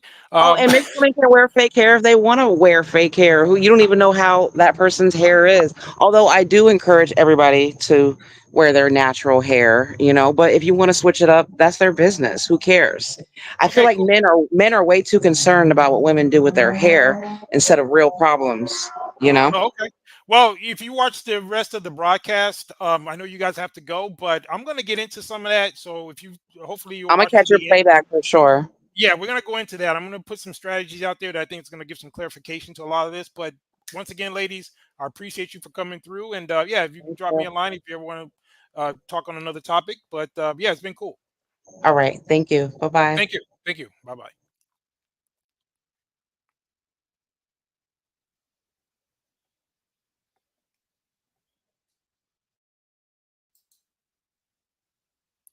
All right, so you night riders, how you gonna let some guests come over and you guys going in?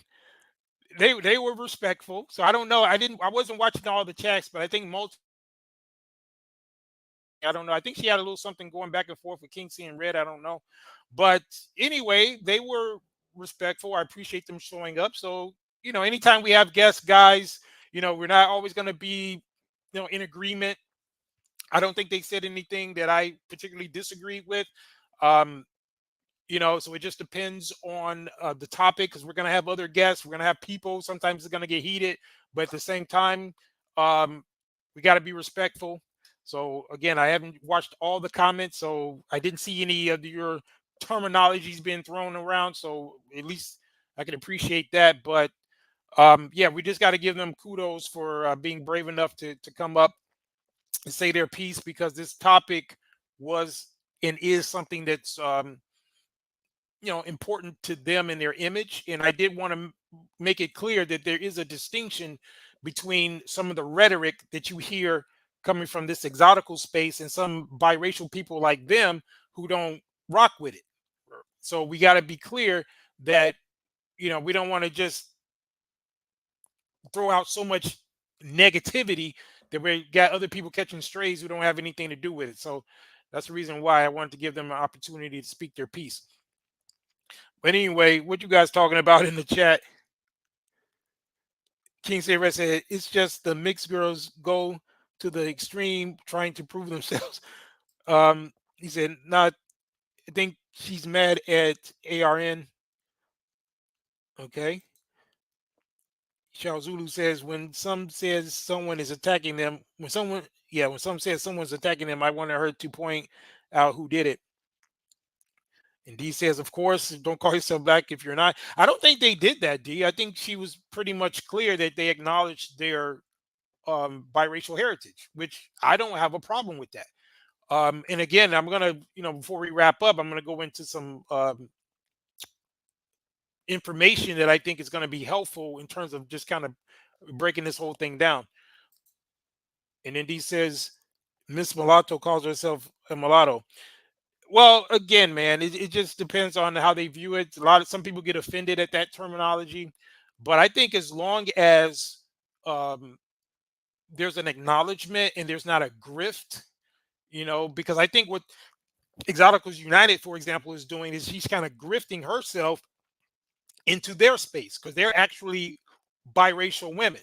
So Exoticals United is not a biracial woman, but she was grifting as a biracial woman until she got busted by them. They pretty much dimed her out because they saw what she was doing, and it made us aware, as a whole, to what she was doing.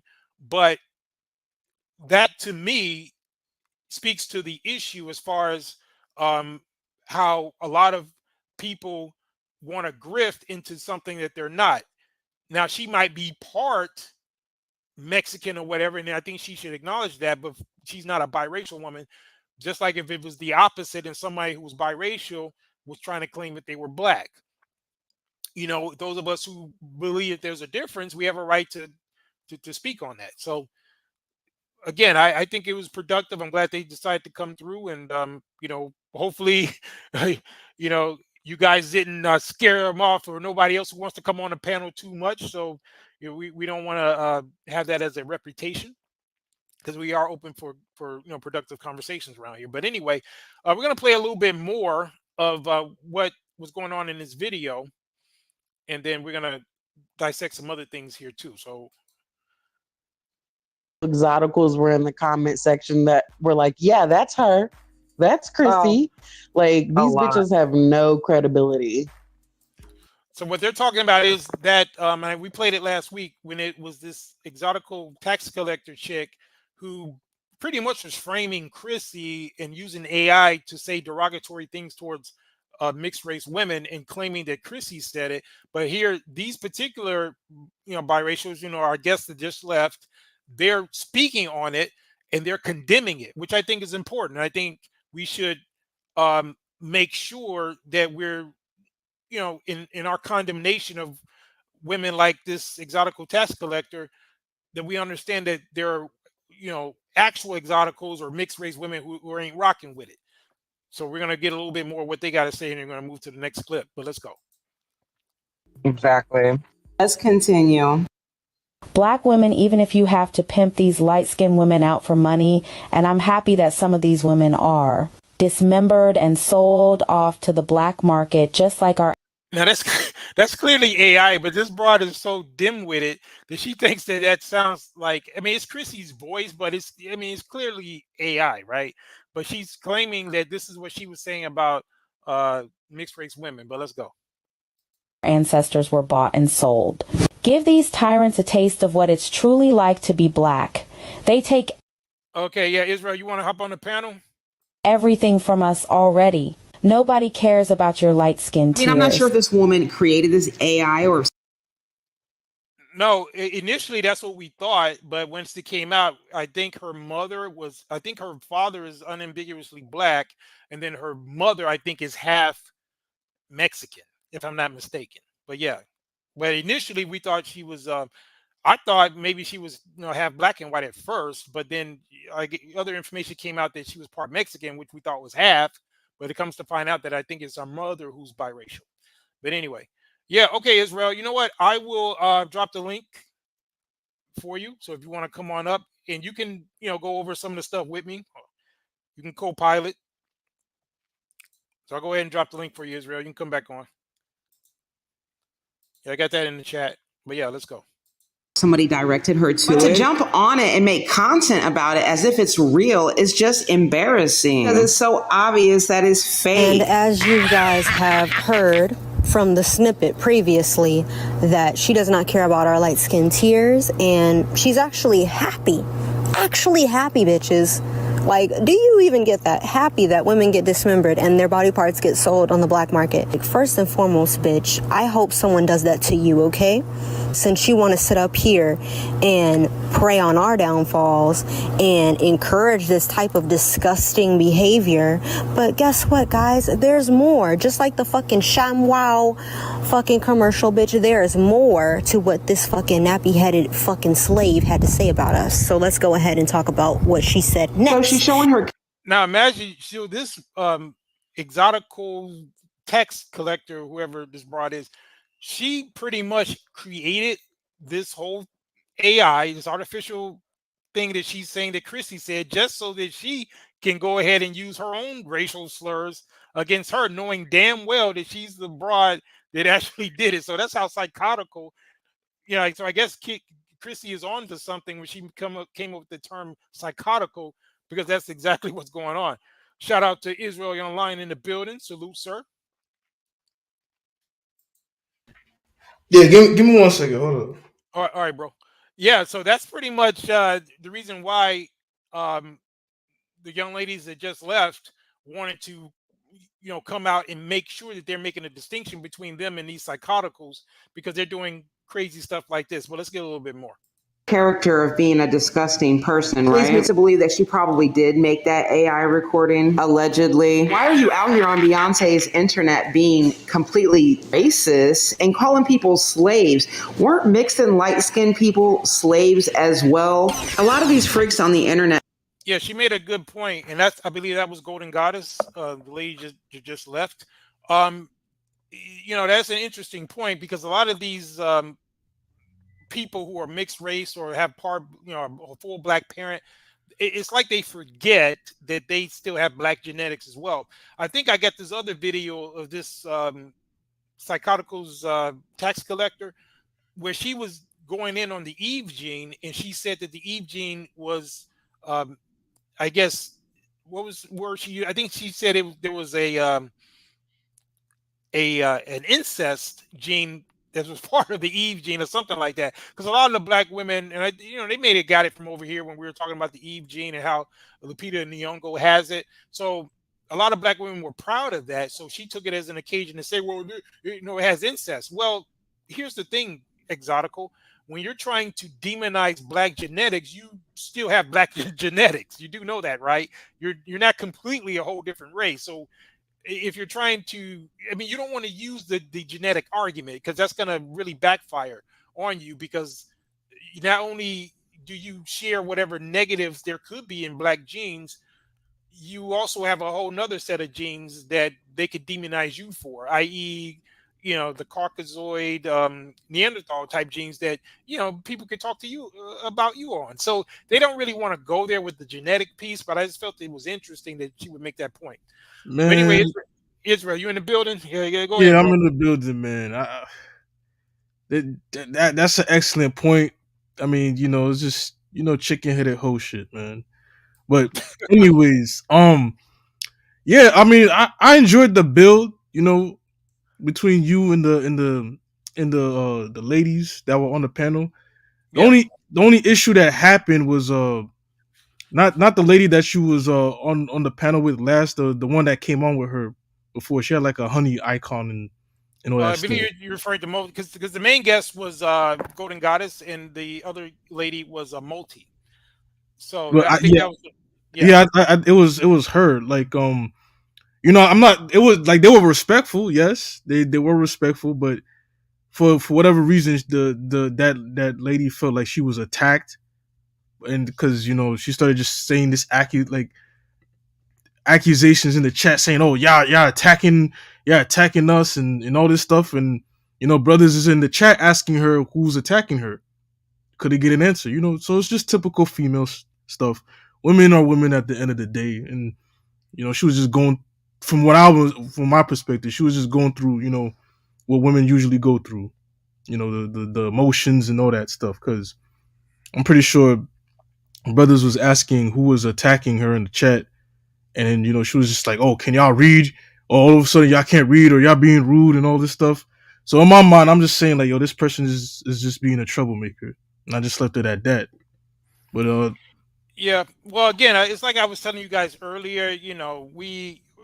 We're a different bunch over here, the Night Riders. We kind of like the lone wolves, and like I was explaining to her because they didn't really know about the way we operate over here. So you got to have thick skin to be around the Night Riders. And again, these are ladies, so I wanted to make sure you guys were clear that you the usual terminologies and things like that to be kind of careful because women are emotional. It is what it is, and they right, they, they, they have a right to be.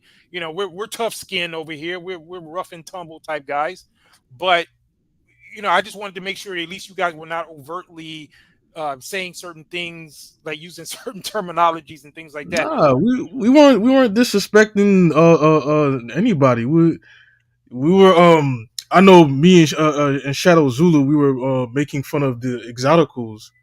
I mean, that's about it. But there's nothing towards the guests on the panel. They were pretty respectful. Like I said, they were Yep. they were nice to you, and you know there was an instance where I didn't really get the question answered of what whatever the terminology that they used, because they spoke at the same time, and it was hard to hear, especially when you're on StreamYard, when both people are speaking at the same time, and Oh, I, you couldn't really, well, I couldn't really hear what they were saying. So but ladies, if you're seeing this, come back. We don't yeah. bite unless you Yep. bite, but other than that, it was a good build.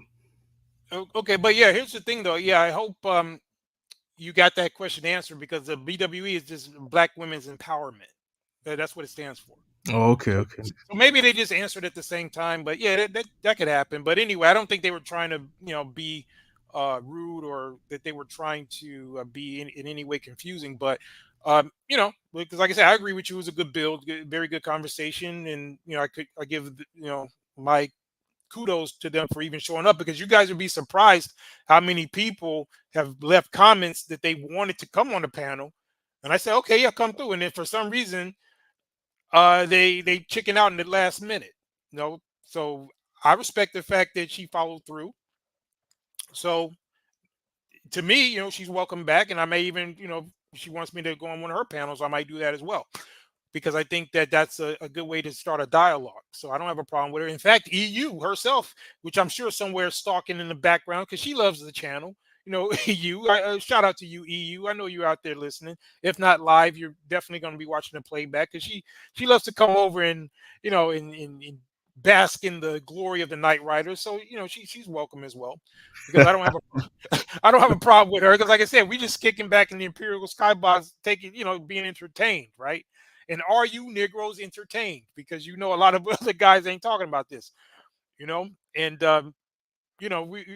we're capable of talking about the hard and heavy um, things that are going on in the world, which I'm sure you heard the notice that I gave, that we're going to be doing that more on Patreon, and we can have bills behind the scene, and I'll post them over there, because I want to go deep on a level that I don't want to be public. So I'm going to start putting some stuff over there. And if any of you guys want to drop, and some of you Night Riders will get a discount on the Patreon, but you can go over there and we're going to have those deep conversations. And those of you who want to be on a panel, I'll send you a link and we can just talk behind the scenes, because a lot of people's channels are being demonetized, put down. I'm not even trying to deal with it. We'll just deal with light topics like this and other stuff. But when it comes to the world issues, especially with what's going on right now and how we project things to happen in the near future, I think they're going to really be cracking down. And I don't like being censored. So, but anyway, let's get a little bit more of this, bro, and then we can dissect it. So let's go. I forget that they are black or that they're mixed with black. Can't make this shit up, So folks. she's either in her exotical fairyland and forgot that she's black, or that she's mixed with black, or this is a white woman. Just saying. It's a little weird. You're too lazy to make a statement, but you pump out videos. You're constantly in the Discord. Seems a bit intentional. Well, it definitely was intentional, because you can see here that EU shared this lady's video yesterday, even after all this came out. Out of her fucking own goddamn black ass mouth. So let's go into it. I never cared about light-skinned women. When a light-skinned woman dies, a real black woman has a chance to finally level up in this world. I have zero sympathy for exotical women being killed by their black friends. They should have known better.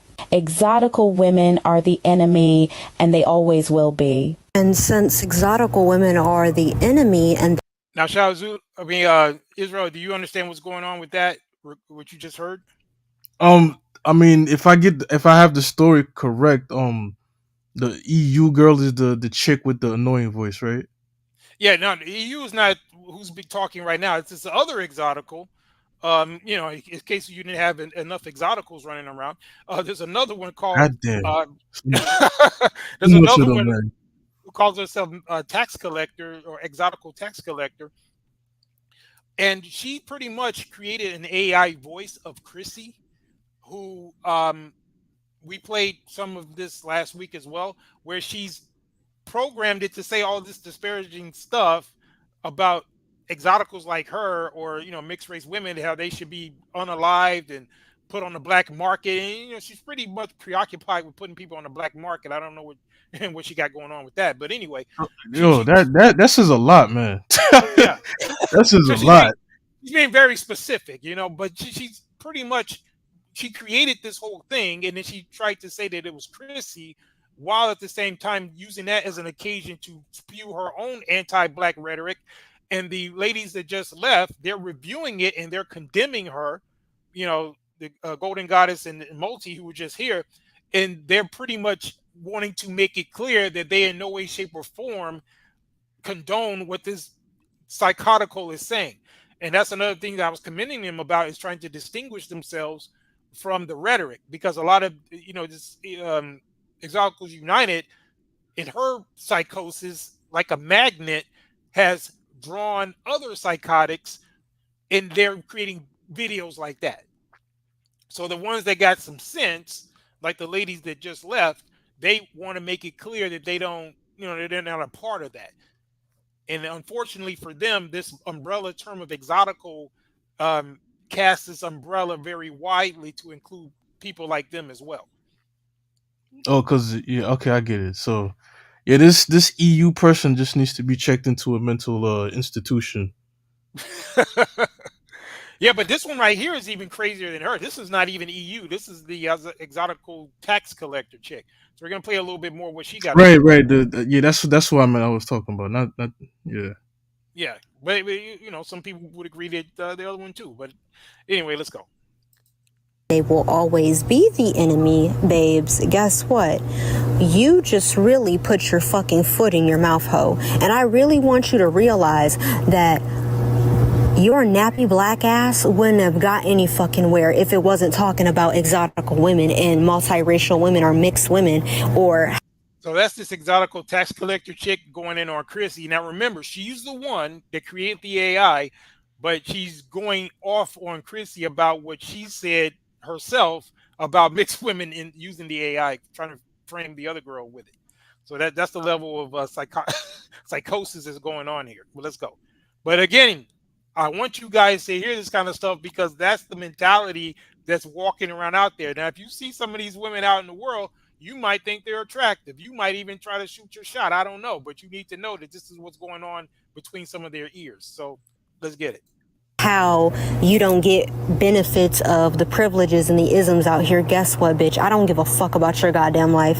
And I hope an MLS woman slaps the fuck out of you, bitch.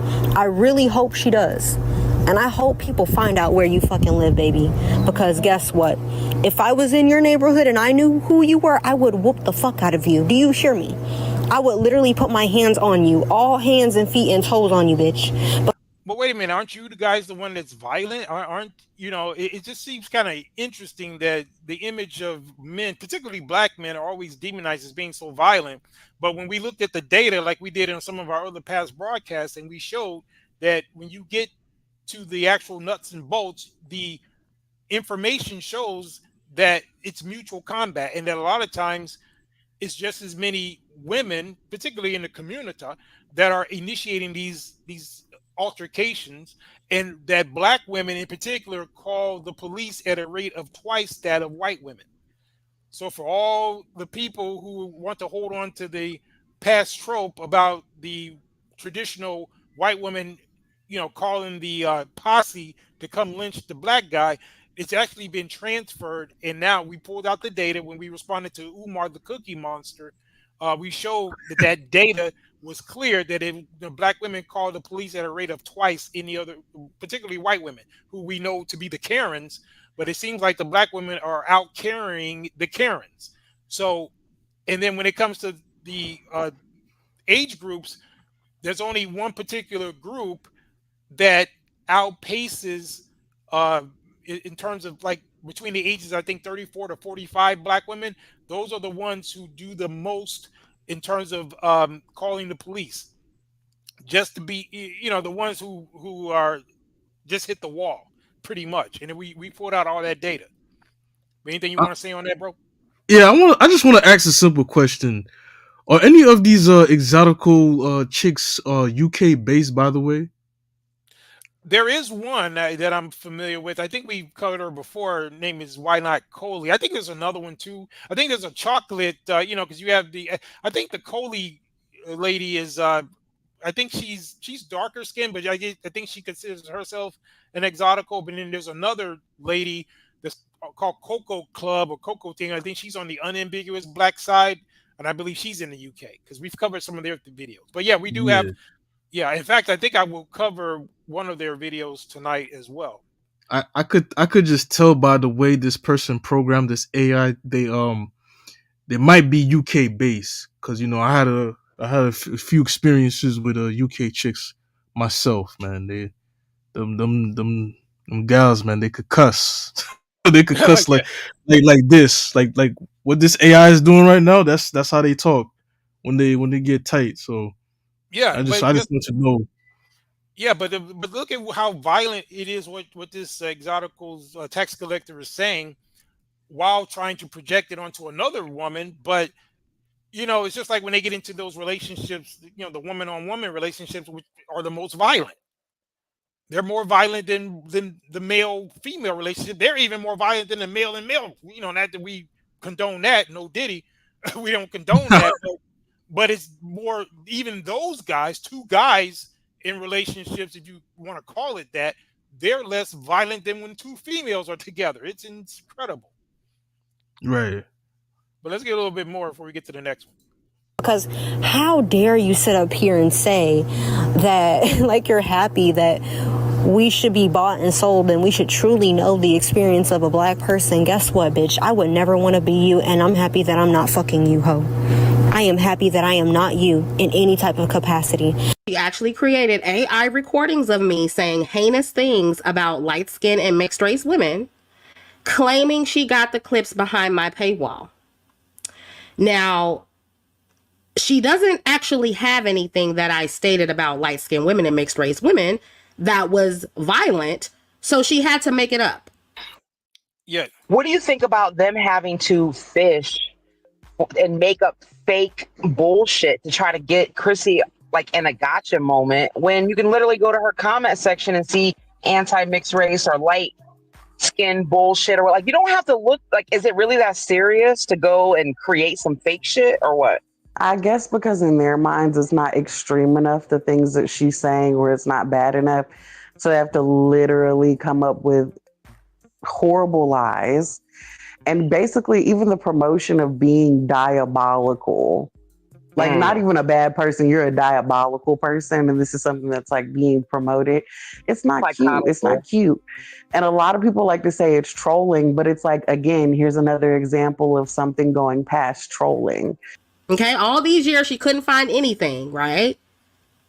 So she had to create. Yeah, so that's the lady, the unambiguous black woman, because we have to kind of, I guess, show these different factions, right? Because you have the unambiguous woman empire, you know, kind of like how we did with our whole Star Wars theme last week, and you have these rebel factions, the mixed race women. But that's Chrissy. I guess she's the leader of the de facto leader of the unambiguous black women side of the fence. But she's just speaking about the fact that the woman pretty much framed her. So I found that to be pretty interesting.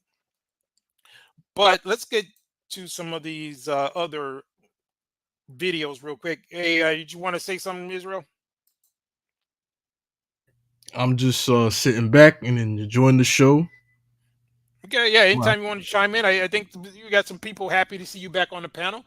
So yeah, it's not, Israel can come up whenever. You know, it depends on the topic. You know, he some topics he likes to jump on more than others. But yeah, you know, people like when Yeah, you're on. I would have jumped on for the previous weeks, but I had to handle a lot of things behind the scenes. But I'm still here, man. Yeah, cool. But anyway, let me get something else here, because this is where we're gonna go a little bit deep. Because I'm glad you're on the panel, because I know this is gonna be right up your alley. So this whole thing about the standard of beauty, right? And you have a lot of these, particularly this exotical broad. She's really much invested in the current standard of beauty. And one of the main things that I used to say back in the day was the need for black women, unambiguous black women, that is, even though we didn't have that terminology back then. My point was that they need to really create their own standard. They need to, center products around their own hair type, stop making billions of dollars for these other people, such as the Asians, sticking their hair on your head, create the type of, hair treatments and skin treatments that are based on your own genetics, right? And I got all kind of negative feedback from the unambiguous black women and from the exoticals back in the day. And it just seems to me like this is coming full circle, because these women, they didn't listen. And it's not just me, because there were other guys saying the same thing even before me. But it's amazing that they are perpetuating the very standards that they have a problem with. And what they don't understand is that they really are ignoring the fact that the standard of beauty for humanity was a black standard for many years. And they forget that. And they don't understand the fact that they don't know who they are. And I'm glad you're here, Israel, because we're going to talk a little bit about how we got here, as far as how, black people lost being the standard and the impact that that's had. In fact, let me play this quick clip of Cat Williams, because he kind of breaks it down pretty succinctly. So let me play that real quick.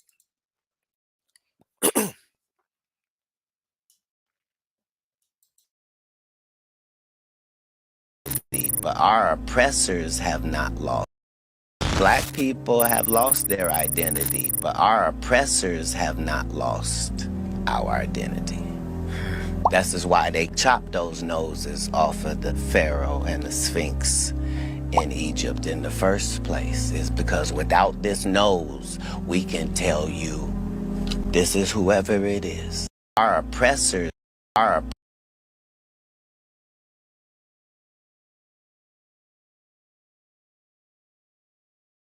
Oh, you know what? I was on mute. I hate when that happens. But anyway, Israel, he makes an interesting point, and that ties into some of the points I'm going to make shortly. Is that black people culturally have forgot who they are, and just like when you look at these artifacts such as the Sphinx, and there was a time when a black person's nose was the standard nose. But when whites come along and they're the latest to rule, they obviously want to make sure that their features and their standards are the standard. In order to do that, they had to desecrate ancient artifacts which showed the Negro features of these exalted figures. So, what's your take on this? Yeah, there's definitely some truth to that. Uh, also, we also got to be careful when we say that they knock off the noses of all the statues in Kemet and all these other places. Yeah, that's true, but sometimes that could be also due to weather erosion and all that stuff. So yeah, I mean, I definitely. Well, here's why I disagree with that, Israel, is because I've researched this. It's about 90%. So it's ironic that the weather would knock off 90% of just the noses, right? And I've seen a lot of these statues, some of whom, they've shown how the nose actually looked, and it was clearly what would be considered a Negroid nose, or what some people might consider a West African, which is ironic because Egypt is in East Africa. And I'm gonna get into that a little bit later because I think people are using the wrong terminology. But Yes, I I yeah, want to get into that. yeah, there's proven fact that uh, the noses were shot off, just like Duvalier, who was the general for Napoleon. When he first saw the Sphinx, he was that the one that shot off the nose off the Sphinx specifically.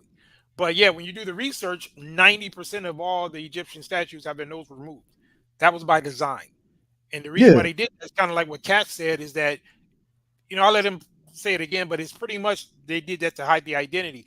But the way that the way that this ties into the larger discussion is that these women are so devoid of history and they have so much self-hate that they don't realize, particularly the unambiguous black women, that they need to tap into their legacy. And I'm not trying to be hotep over here. I'm just saying from the standpoint of at least knowing the history, so that you can feel a little bit more proud of yourself, that you have such a long lineage, and that it's just basically an anomaly in time, that now we're in a space on this earth where the European standard is the standard, when that was not the case in antiquity for hundreds of thousands of years. But anyway, let me play a little bit more of this. This is whoever it is. Why do white people pay so much attention to black people if they don't like them? I don't pay attention to things I don't like. The liar knows what lie he told. Even if I made it deceitful and I made you think that the answer is over here, but the answer is really over here, I'm still gonna be looking over here because I know this is the right answer. Yeah, so he makes an interesting point with that. Or did I take you off the? I'm sorry, I accidentally took you off the stage. Yeah, but he makes an interesting point with that whole thing. But we're going to talk a little bit about that, and I want to get your take on it also, Israel. We're going to go into a little bit of history. Like I said, this is not the topic, but I think it is very important when we put things into perspective.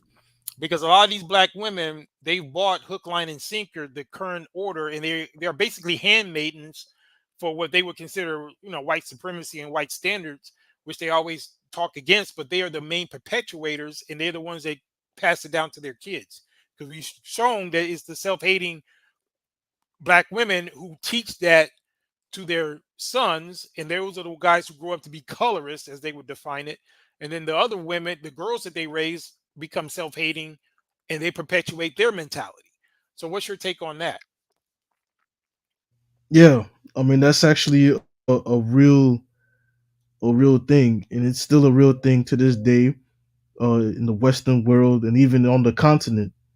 Uh, I'm when I say on the continent, I'm thinking of specific countries, that that shall not be named, but it's definitely something that's uh passed down, and I see this in my personal life when we talk about this whole skin color thing, the light skin, exotical, unambiguous uh trope we got going on over here.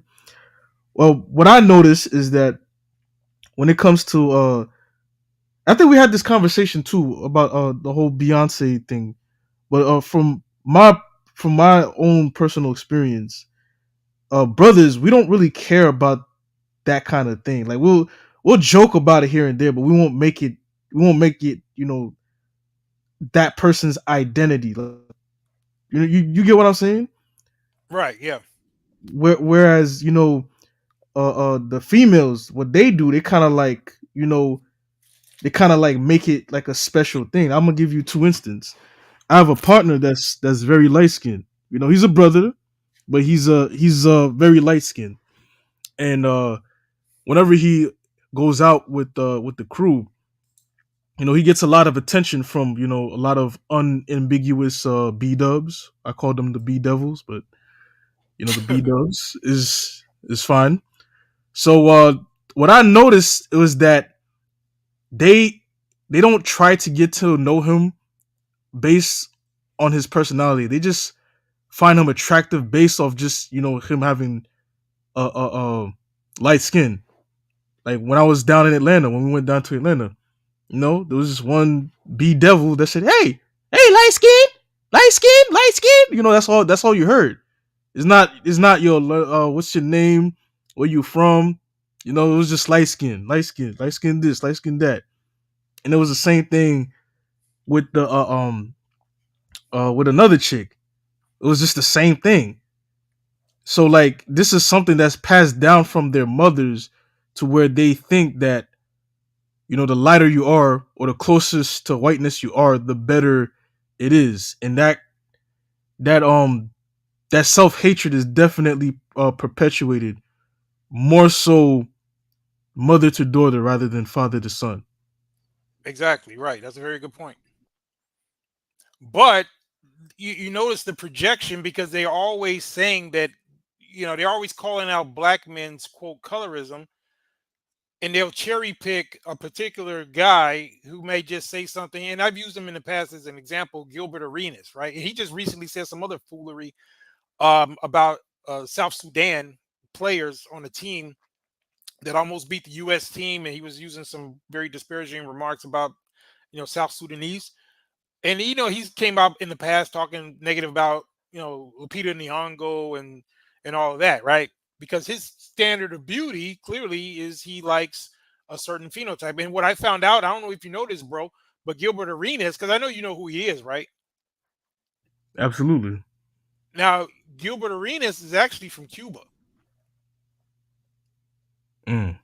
Yeah, because his I guess his last name Arenas or whatever. But yeah, when you look him up, he's from Cuba, which speaks volumes, because there's inherent colorism and all kinds of stuff going on in these Latin cultures, which is very interesting. That blacks always, well, at least historically, we're trying to talk about black and brown coalitions with people who have a very ingrained anti-black belief system.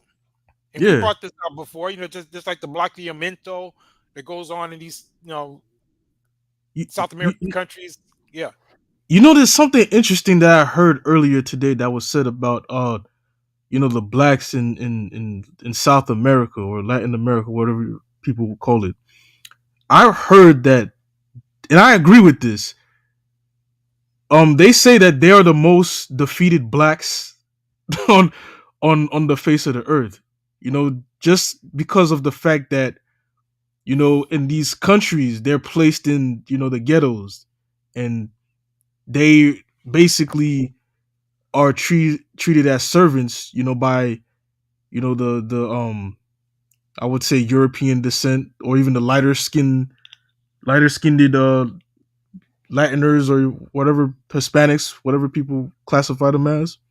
Yeah. And I would tend to agree with that, because um I noticed that they say that they don't really face racism, because they don't really beat down and shot at like they do, like we do here in the States.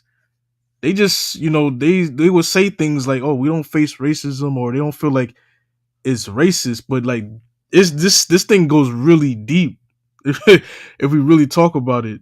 And I would have to agree with that. And I haven't even been to a Latin country myself, but I can see it just by talking with the brothers out that come from these places. And I have been to Latin countries, and I can attest to that. It's very ironic that they should say that they don't experience racism, because it's so ingrained that they don't even they don't know anything but that. Because you might see, like, for example, in a place like Brazil, where you have this presumption of a colorblind society, because everybody's basically sleeping with everybody, right?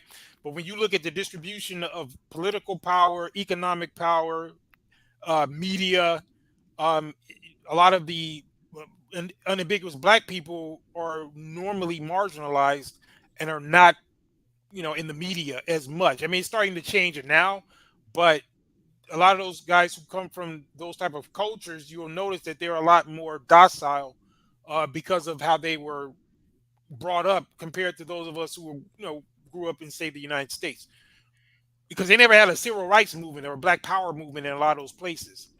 right, So they didn't have a lot of sense of self. There was not a lot. It's starting to increase now, and it's good to see that a lot of places in these South American countries, they are starting to gain, due in large part to the things that they see as far as some of the black power movements or whatever that went on in the States. So they are getting inspired from that more so now than before. But I do you see what you're saying as far as a lot of those, whether you want to use the term defeated, but I just look at it as a mentality, because the cultures are a lot more different. The implementation of how uh, the black populations were controlled in these areas was a lot more. Uh, it was a lot different than what we saw in the States. right. It was a I lot I more also insidious.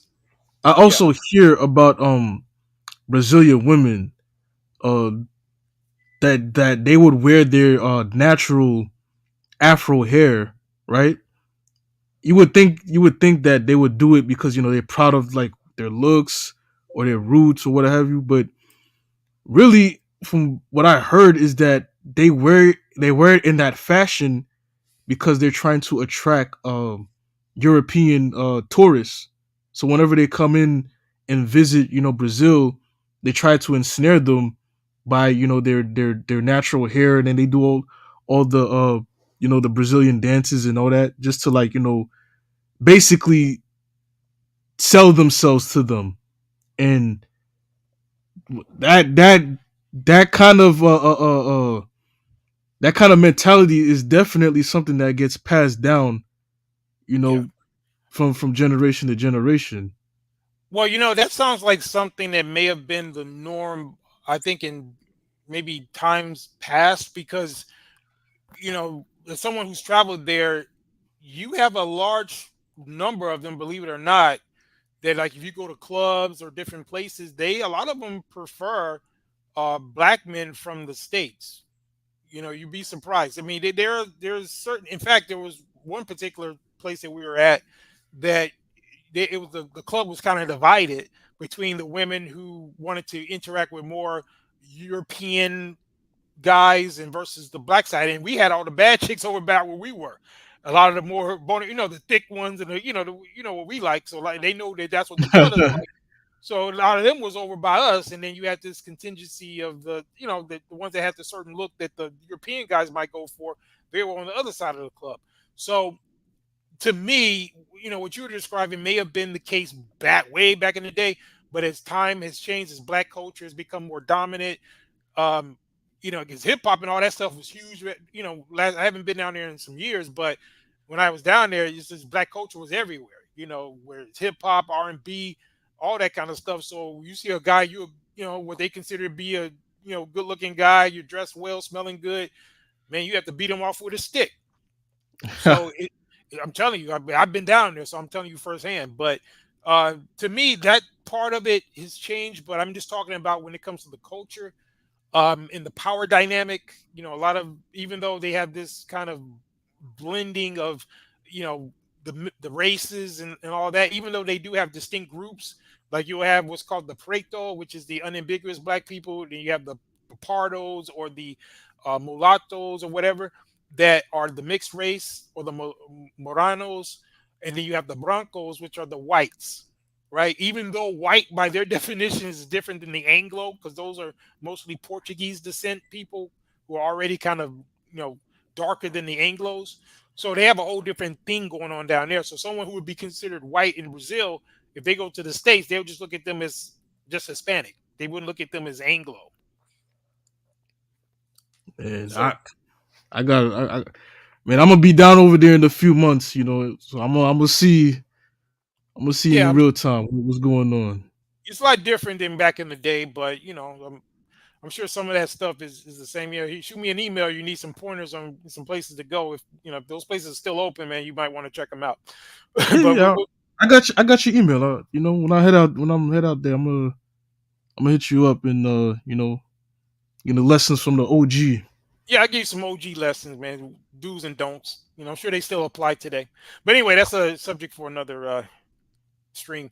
But in this case, yeah, we're gonna play some information here that I think ties into my point as far as how these women have lost touch with history, and instead of them taking the lead from a lot of black men who have tapped back into this, just like when black men were the ones promoting black women to wear their natural hair. And we did a broadcast not too long ago addressing that, because this trope that has been running wild, that black men don't like 4C hair, is ridiculous, and we don't put that much emphasis on hair. Some guys do, to be honest, but that's not something that we typically are griping about, right? We don't necessarily, if we are attracted to the woman, we don't put that much emphasis on her hair texture, do we? Nope. Yeah, but it's amazing that they think it does, because they're projecting. That's what they're doing. But and it's the black men, such as Ivan Van Sertima. I think he was mixed, but you had John Henry Clark, Ben Yakanan, all these guys who were putting out all this information. Amos Wilson. These guys were the ones who helped to instill that pride of who they actually were. In fact, Francis Cress Welsing and Shahrazad Ali, they were understudies of some of those men that I just mentioned. Right. So but they still want to try to demonize black men as if black men are the ones who got all the self-hate. But if it wasn't for the scholars, black men for the most part, and even the women scholars, they were taught by the black men scholars, so they wouldn't even know about Nile Valley culture. Because I remember, back in the 90s, there was a big thing about black women being proud of calling themselves Nubian queens. I don't know if you remember that. I know you're younger than me, but there was, when you hear them talking about Nubia and all that stuff, they didn't know nothing about Nubia, because Nubia and a lot of those ancient black cultures are put to the side. And like, if you look at the History Channel and places like that, they're only talking about Rome and Greece for the most part. But it was people like Dr. Henry Clark who was pulling out that information. Or you got even on the Hebrew side, where a lot of scholars like Rudolph Windsor, who wrote From Babylon to Timbuktu, right, he's the one pulling out that information showing that the ancient Israelites was black. So they don't know this stuff because they don't want to be under the leadership of black men who could put them up on game. Like some of these women, they tune in. What I'm describing, they probably never even heard of some of this stuff. So that's why they need to come over here and get an education instead of listening to EU, which again, they can do both, but they need to, listen to that foolery and come over here and get deprogrammed and get on the you're on the right path instead of going over a cliff. It's still like that today, man. They don't know about anything about Tassetti, man. Yeah. For those that know what Tassetti means, shout out to you. But if you don't know what that means, then that means you got you're part of the problem we talk about here. But Mhm. yeah, they don't know about these things because um they just don't, especially today, they don't really care. I mean, now they're more aware of it, but they don't really care. But for the most part, I see is black men instilling that pride within the people that you know you contributed to society, you contributed to civilization and history and all that. And at one Right. point, they were the beauty standard, but Yeah. you know, still don't care, and I And they can't can help. tap and they can tap back into that. See, they got the most rich, beautiful history of any of the women that they're trying to emulate. They got an older. They can tap in. I don't care how far you go back. The further you go, the blacker it is. And this is a means of pride. Every other racial group, that's the key to their pride, what their past ancestors have accomplished. Now, it just so happens that the past 500 years for us as a racial group has not been good. It's been pretty bad. But if you go back before that, thousands of years, we pretty much ran the show. And those of us who are knowledgeable of this, we know of our capabilities. We know of all the great things that blacks have done in terms of pushing humanity forward, and every other civilization is standing on the shoulders of these civilizations. But instead, you have women saying goofy stuff, particularly black women, such as, "Oh, black men ain't never built nothing. They ain't never did nothing." Yo, that talking point could get easily demolished. Yeah, And yeah. that's how you could tell they're not educated. If you saying stupid shit like that, sorry if I'm cussing. I don't want to get your channel in trouble or nothing. No, we good, man. We good. But somebody that's saying things like that, you can already tell they don't really care, or they're not really educated in the fact that yes, black men did build uh civilizations long ago. In fact, science and genetics prove that white people, or if you want to call them European people, are actually the youngest race, and actually are the how you would say the shortest race of people to in terms of time to hold power of rulership, as Yeah. compared to these other older races. They've been around, you know. Yeah, So exactly. See, they don't know anything about like this right here because they'll say, "Oh, black women never did nothing." Meanwhile, it don't take much research, but you got people like this. One of my favorite kings in history, Taharka. 25th dynasty. This is King Taharka from the Kush Kingdom. He was Now that's a black man, and this ties into one of the points I'm going to make because you have now a terminology being thrown around called an East African features, but oh this is man, an ancient East African. What they don't understand, and I want you ladies to listen, and you guys too who don't really understand history, or don't understand what has happened. When you use the terminology East African phenotype, you're being ignorant because the African phenotype, whether it's East or West, because the original West Africans came from East Africa. So this is Taharka. If you look at his facial features, they cut off his nose, but you can pretty much tell he had a broad nose, right? The phenotype that's associated with East Africans now is due to specifically the Horn of Africa exclusively. It has nothing to do with East Africa as a whole, because in East Africa you have Southern Sudan, where those people are highly black, some of the blackest people, and that's probably where Taharka right here came from. And then you got Kenya, Uganda, Tanzania. Those people look just like West Africans. They have 4C hair and they got broad noses. It's the same thing. But I'm gonna have to disagree with that because no, no, hold on. I'm all right, talking about no, I'm talking about the native Tanzanians, Kenyans, and so forth. Now, when you start talking about the Horn of Africa, we talk about Somalia, Ethiopia, Eritrea, Djibouti. That particular area is where most of the Arab invaders came, and they interbred. and that's why you see all these different features. But to I, be I honest, s- you got people like the Maasai. I know about that with the, but you still don't want to use the term like an East African nose, for example. You want to say they have an aquiline nose because that's not a European feature. People make it seem as though all features didn't come out of Africa, but they'll say that, well, someone with a straighter nose or whatever, that's a European feature. When no, there are groups like the Maasai and other ancient Africans that still have straight noses as well. But the point I'm making though is that when they look at the modern, say, Ethiopians, Somalians, Eritreans, Djiboutians, and then they look at all their different textures of hair and their different phenotypes, they'll act as though ancient Africans looked like that when they didn't. That came literally after the 6th century AD when the Arabs invaded. And that's why the Horn of Africa specifically is what they're speaking about, but they say East African. But when you say East Africa, that covers Zambia, Mozambique, Tanzania, South Sudan, Kenya, Uganda, and we've all seen Ugandans and the rest of them, and a lot of them look like Western Africans. But that's my point. But go ahead. yeah, I mean, you bringing out some good points, but of course, I have pushback. When it comes to the different types of East African groups or even West African groups. So when it comes to like I'm gonna start with the Horners because that's the most famous ones.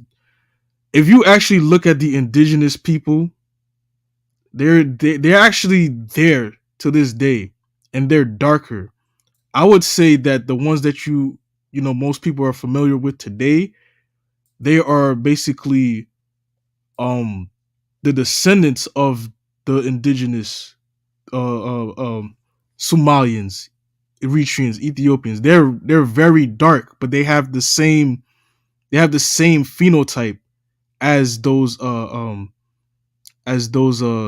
you know people that are being paraded as the people of the land. Um, Actually, it was proven in science that a lot of uh, East African tribes, specifically the Horners, they were also in Arabia as well. So there was a lot of back migration back and forth between that side and the Arabian Peninsula. Now, in terms of the other groups, such as the other nations in terms of nationality, like the what was it, the Ugandans and the Kenyans, Yeah. looking like West African. I'm gonna have to somewhat disagree with that because all tribes aren't the same. Because we're dealing with Africa, we're dealing with tribes. No, no, no. So I'm you not have saying all tribes are the same. And I got receipts for what I'm saying. I got, you know, pictures of. We've all seen Ugandan women and Tanzanian women and all. Because we're talking about Bantu people. Because I want you guys to understand something. You have basically, like for example, East Africa. You have three main groups. You have the Kushites, you have the Bantu, and you have the Nilotites. Like the ones that are real dark. The Neolite. People yeah, the like Nilotic people. yeah, the Nilotic people. That's where Lupita Nyong'o comes from. That's why she's so dark. She's Kenyan, but she's from that group. Now Bantu is pretty much all over Africa, including West Africa.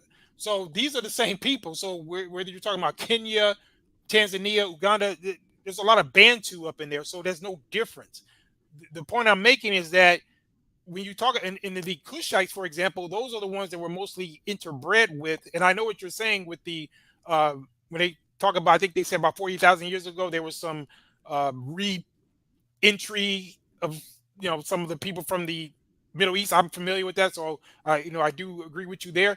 But I'm just saying that you're still talking about people with the same phenotype, but people misrepresent by saying an East African look when East Africans look just like West Africans, except for the Horn of Africa, which you can specifically tie into those specific countries that I gave you: Ethiopia, Somalia, Djibouti, and Eritrea. That's the Horn of Africa. Those particular groups, not in every case, but they have been largely interbred with from Arabs and under Mussolini. So I know this history backwards and forwards, but people need to be very clear about when they use these terminology instead of just saying East African look, they need to specifically talk about the Horn of Africa because that's, and I'm going to show some videos of the differences, but that's the issue that a lot of people, that's what people don't understand, that that's specific, it's particularly the Horn of Africa, not East Africa itself. I mean, I get it, but I've actually somebody that's actually lived there and actually studied. I can't completely agree because what you read out of a book and what you see in the actual environment is completely different. Sure, there's obviously truths in these books that we're reading, but they're not complete truths. Well, I That's mean, what that's part? Well, what part specifically are you disagreeing with? Are you saying that the Horn of Africa was not invaded by Arabs or Italians? all right. When we talk, because how when we're talking about Africa, I like to deal with tribes. I can't just use a whole geographical locale to No, no, I'm describe just a asking. whole. No, I'm just asking you from a historic point of view. Are you aware of the history of the Horn of Africa? How it was an entry point for Arab slave traders and colonialists, similar to what happened in West Africa with the European invasions. But in the East Africa, it was the Arabs, and they had a whole slave trade, and they had a whole doctrine where their offspring would be considered Arab. That's why you have the division between Southern and Northern Sudan, between the northern mixed ones, where your boy Myron comes from, Mr. Fresh and Fit. That's where he comes from. He comes from that races, those Arabs who still think they're better than the South Sudanese, and that's why they had those wars, and they were going down there exterminating the indigenous black people because they knew that there was a difference. So, are you saying that didn't happen, and that there's not this history No, of no, Arab? I'm not denying that certain Arab groups, because even the term Arab, I gotta be careful as well because they Okay. I'm for a different day. But I'm not denying that yes, the people did go into that region and they did put their seed among the people and they integrated and mixed and all that. I'm not denying that. What I'm saying is that when we talk about the Cushitic people, right? The Cushitic people and the Nilotic people, they are actually, in terms of if I'm not mistaken, in genetics, they're actually related, maybe distantly, or I have to go back and check. I'm just freestyling right now, but I'm just going by what I remember. When you look at the indigenous, I actually know what you're talking about, but I'm gonna let you go ahead and finish. But yeah, I know exactly what you're yeah, talking. the point I'm making here is that when you look at an indigenous Somali, right, they are dark as hell. They're darker than you and I. They're very dark. Right, that's what I'm telling you. That's the indigenous. That's like what you're looking at on the screen. That's Taharka, who was an ancient Kushite, and that's what they look like. Right. And that's what my point is. That's the original indigenous Okay. people. Okay. Got you. All right. Yeah, that's my whole point. So that's what I'm What saying. was I just don't a know. misunderstanding on my part? I get you. Okay, yeah, because I wasn't sure what you were disagreeing with me on, because I know you know history, that this is what happened. So anyway, let me get a little bit more of this. But yeah, I like what Shadow Zulu brought out. Yeah, Darfur. Yeah, that's what I'm talking about. That whole history between what was called the Janjaweed and how they were invading the South Sudanese, and they didn't see themselves as the John same. Dewey. Yeah, that's what they were called. Those were the invaders from they were part Arab, who saw the indigenous Africans as different, and then they were the ones that were, and some of them were dark too, but they had, like I said, they're like Myron, and that's why Right. he has Right. the mentality that he has, because they identify more with the Arab side Yeah. until he It's comes. it's cultural with these people. Yeah, until I he don't comes over trust to the them. state and he starts grifting like he's an African American, changes his name to Myron Gaines. It sounds like something he Yeah. got from a sitcom when his real name is Abdul I'm Dufal. a Rufadol. Yeah, some goofy shit like that. But he wants to grift and do what he does. But that's the reason why it's important for black people to have a standard, which we're going to get into a little bit later, And that's the whole point of this. And tying back to this EU chick, that's one of the things that she's claiming to do is being able to jump in and out of blackness. And that's how I started out. We were dissecting that whole thing. But I'm gonna play a little bit more of this. Let's go. He was crowned king around 690 BC. He was king of Egypt and Nubia. Now, during the late period in Egypt, Egypt was subjected to a lot of invasions. Taharka is one of several kings from the south that had to reestablish order in Egypt. Taharka was able to see that these invasions coming in from the north was eroding all of the culture in Egypt, and it was making its way down to Nubia. This is something that he could not sit with. He went to war with the Assyrians and was able to keep them back. Even though they went to war for a couple of years, they never really got a chance to take over Upper and Lower Egypt. This is one of the kings from the south that never forgot where he came from. He had to go back home to show everybody exactly what the deal was. Again, Taharka, 25th Egyptian dynasty. So when you're talking about black pharaohs, black Egyptians, black Cushites, we're looking at it right here. Yep. So he just said what I said. Yeah, and that's a Cushite. If you don't know what a Cushite look like, there you go. That's Taharka. You don't look like no Arab to me. But the bottom line is, what a lot of these women, and I think somebody brought the point out, they're not concerned about history. And the reason that they have the mentality that they do, and they so much bend over backwards to try to, look like something that they're not, is because they don't have a point of reference of, they don't have anything to be proud of as far as they're concerned, because they're just looking at the world the way it is. And they don't understand this stuff, and they don't understand the importance of taking pride in things like this, because that's what other people do. That's how other people are able to build their civilizations on their past achievements, right? So what's your take on that point, Israel? Oh, my bad. I was muted. Damn. Damn. Yeah, it happens like that. Damn, but my bad. See, now I forgot what I was about to say, man. No, it's cool. Yeah, go ahead. Nah, I forgot, man. I'm sorry, bro. I was just talking while I was muted, and then I just realized I was muted. Yeah, I'm just, it's just basically the same point of they don't know past history. They don't even know modern history. That, for example, the Statue of Liberty, right? It was actually supposed to be a black woman. Right. And that would have done a lot for them in terms of their self-image. In fact, this is an image of what it was supposed to be, but I think, the very, specifically the divestors, the very men that they like to divest to, which I think we need to get rid of that term, because they're not divestors, they're more like defectors, because to be a divestor would mean that you were already invested and then you're pulling out an investment. What exactly did they invest?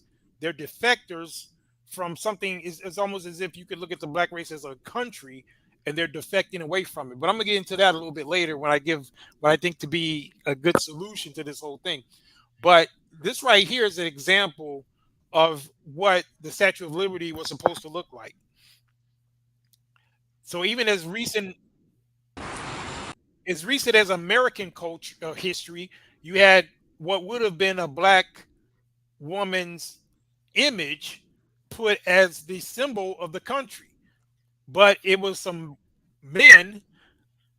white men who decided that no, they were not going to elevate their image like that. And they chose the image that we see as the Statue of Liberty, which is ironic because it was more fitting to have this image because it was a gift from, I believe, the French to represent the freedom of the black people in America. But this is what it was supposed to look like.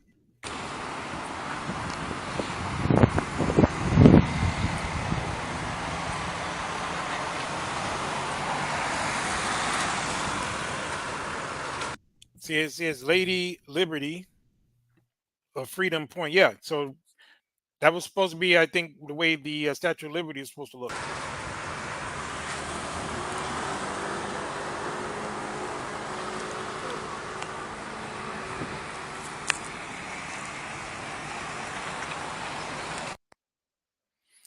Yeah, so you got all this historic information where the image of black women were elevated, because they're always talking about, and to this we're speaking on these unambiguous black women because we go back and forth, right? So we got work for both sides. We got work for the exoticals and the unambiguous black women. And our gripe with the unambiguous black women is that they themselves have not created a standard, although they like to talk about how creative they are, and they have not even been able to tap into rich culture and history because I guess they don't want to read or study or even just look at a YouTube video long enough to get some knowledge to where they can really tap into um, who they really are and the glory of the past. Like, for example, um, you have this image because you know about the Black Madonna and all that stuff, right? Yeah.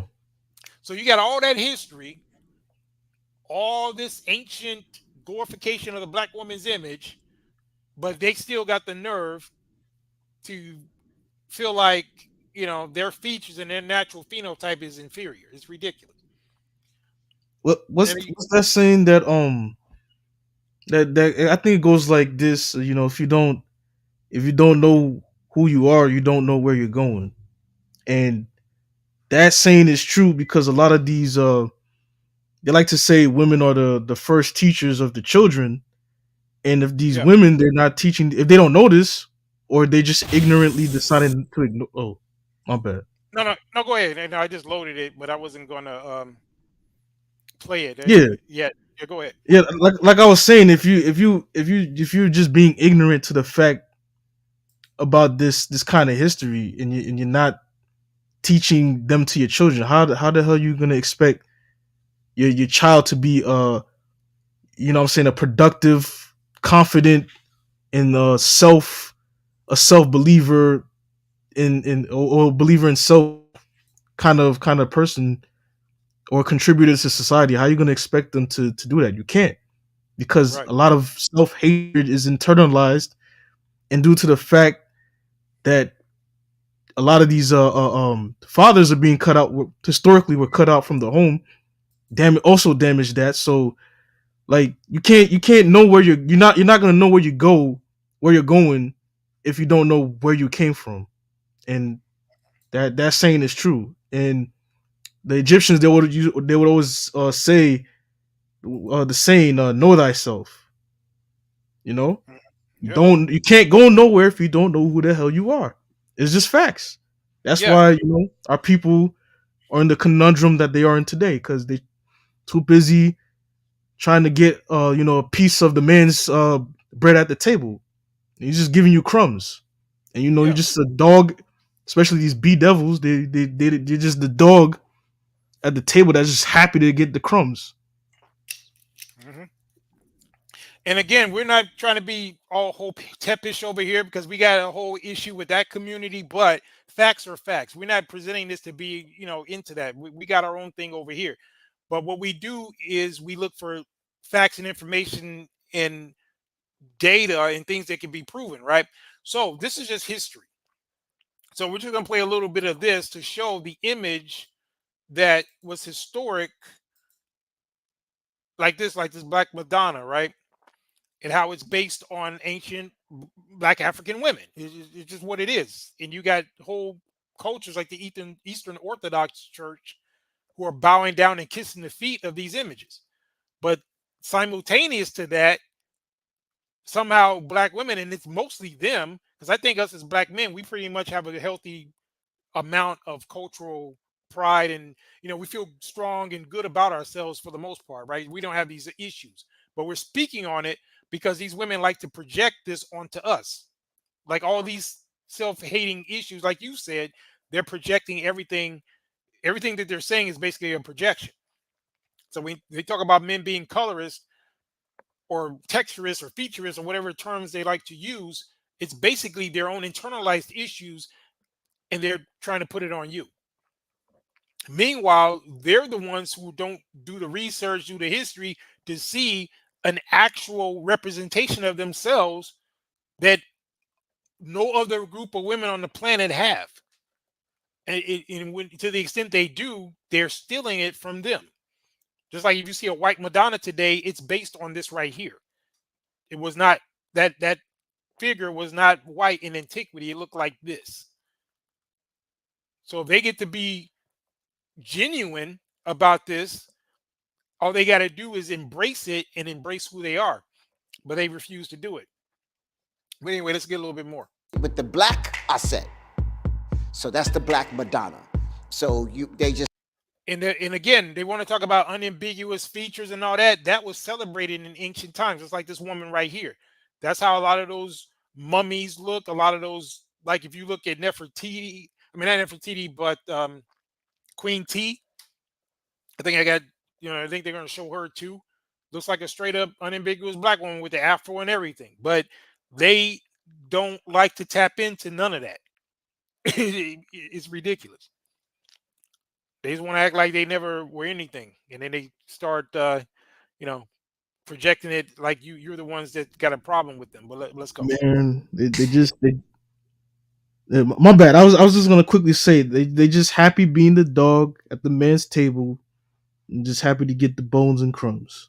Yeah. They're definitely the handmaidens to the very white supremacy that they're always crying about, for sure.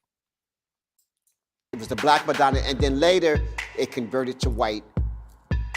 But in fact, the white people wouldn't even go to the white Madonna.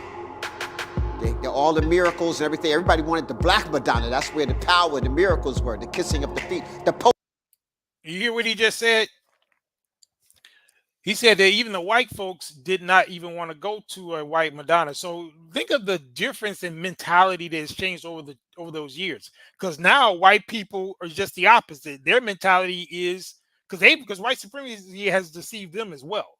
Because historically, they were not in no elevated position. Even the white people back then, they refused to bow down to a white deity because they knew how bullshit it was. They wanted the black one. You see that? That's why the Eastern Orthodox Church, they're still bowing down to the black one.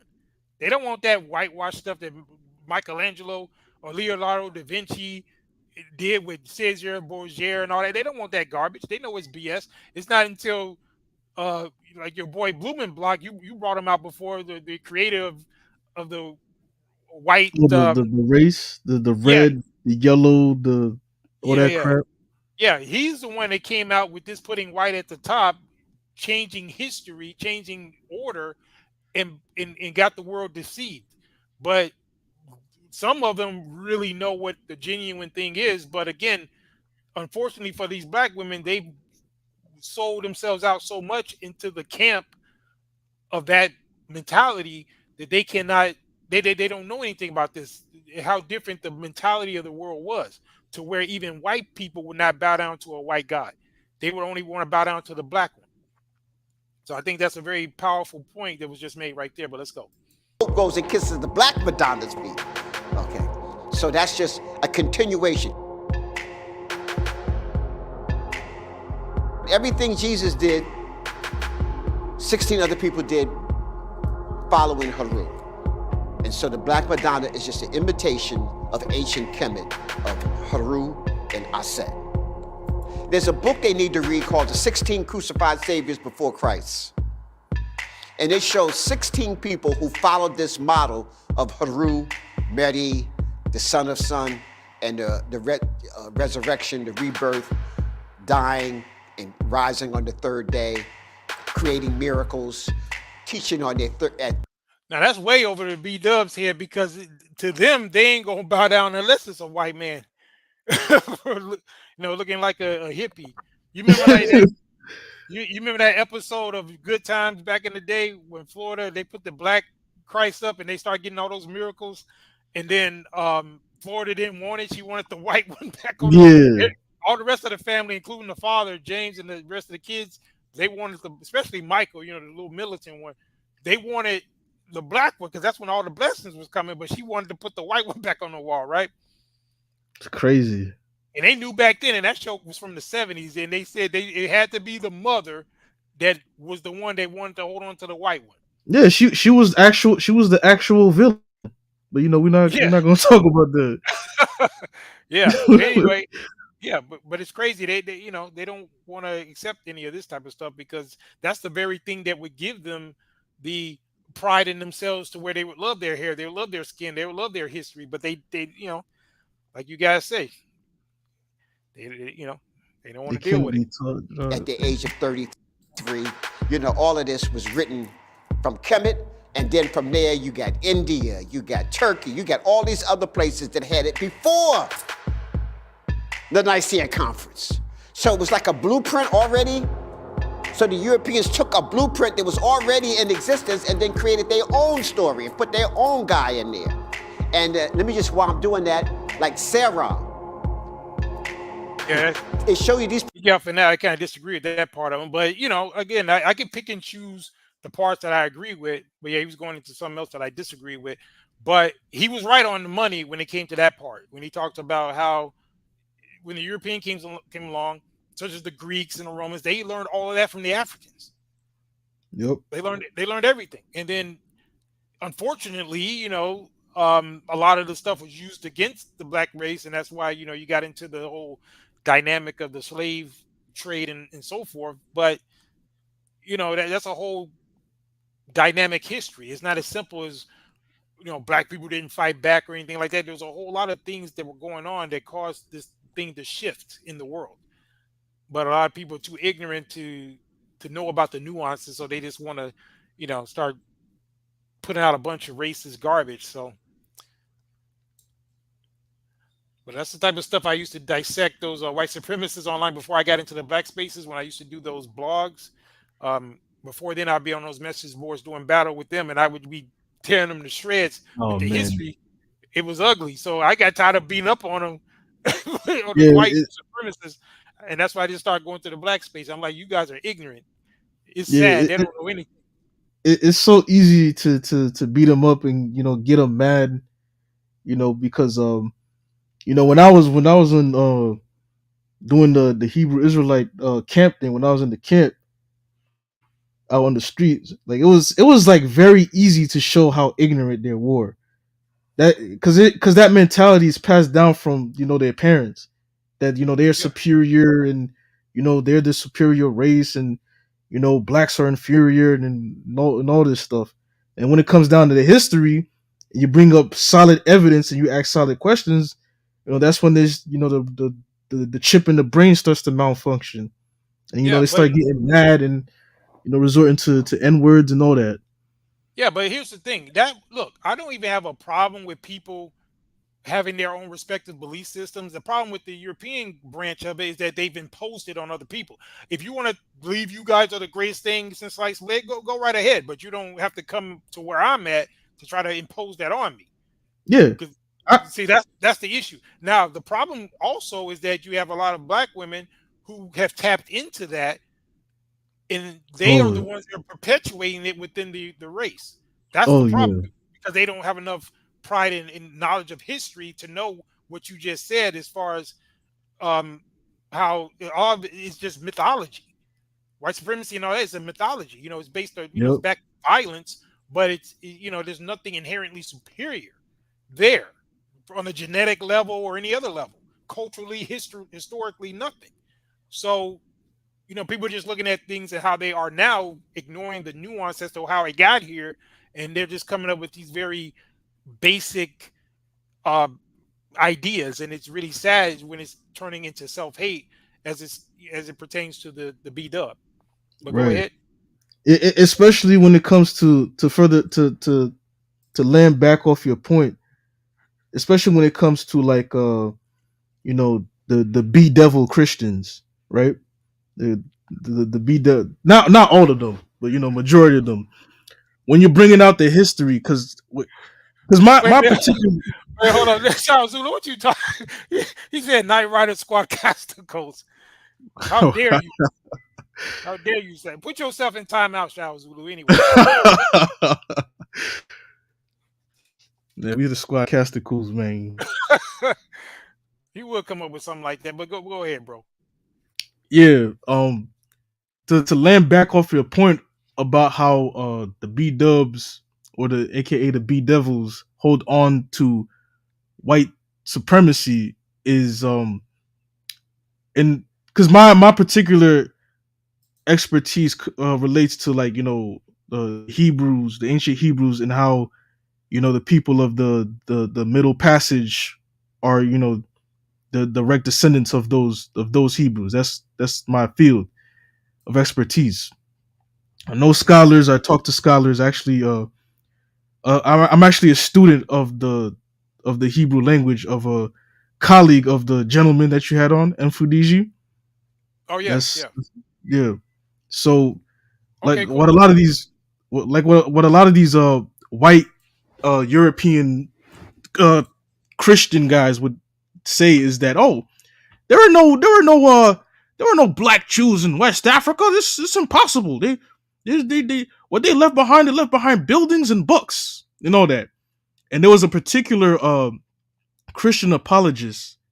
He goes by the name of Malone. I exposed him on my channel, and he said something verbatim about that. Oh, there was no evidence of black Jews in West Africa, and all that. And you know, the B Devils would basically say those same talking points and be very say like a lot of basically regurgitate a lot of the uneducated talking points of these white Christian evangelical people, Yeah. to basically deny or suppress the truth that they were there, and how they actually did left behind buildings and properties and books and all that. You go into the Tariq al-Fatash manuscripts, right, dating to Yeah. the 15th century CE, right? That's fairly recent. So they left behind evidence of at least 1,500 Jews in color described by the local people to be of color, dark Right. color. And it wasn't until it was until after the transatlantic slave trade those communities start to disappear, and basically they were without a trace. They went out without a trace. Yeah, they In the don't have narrative, any.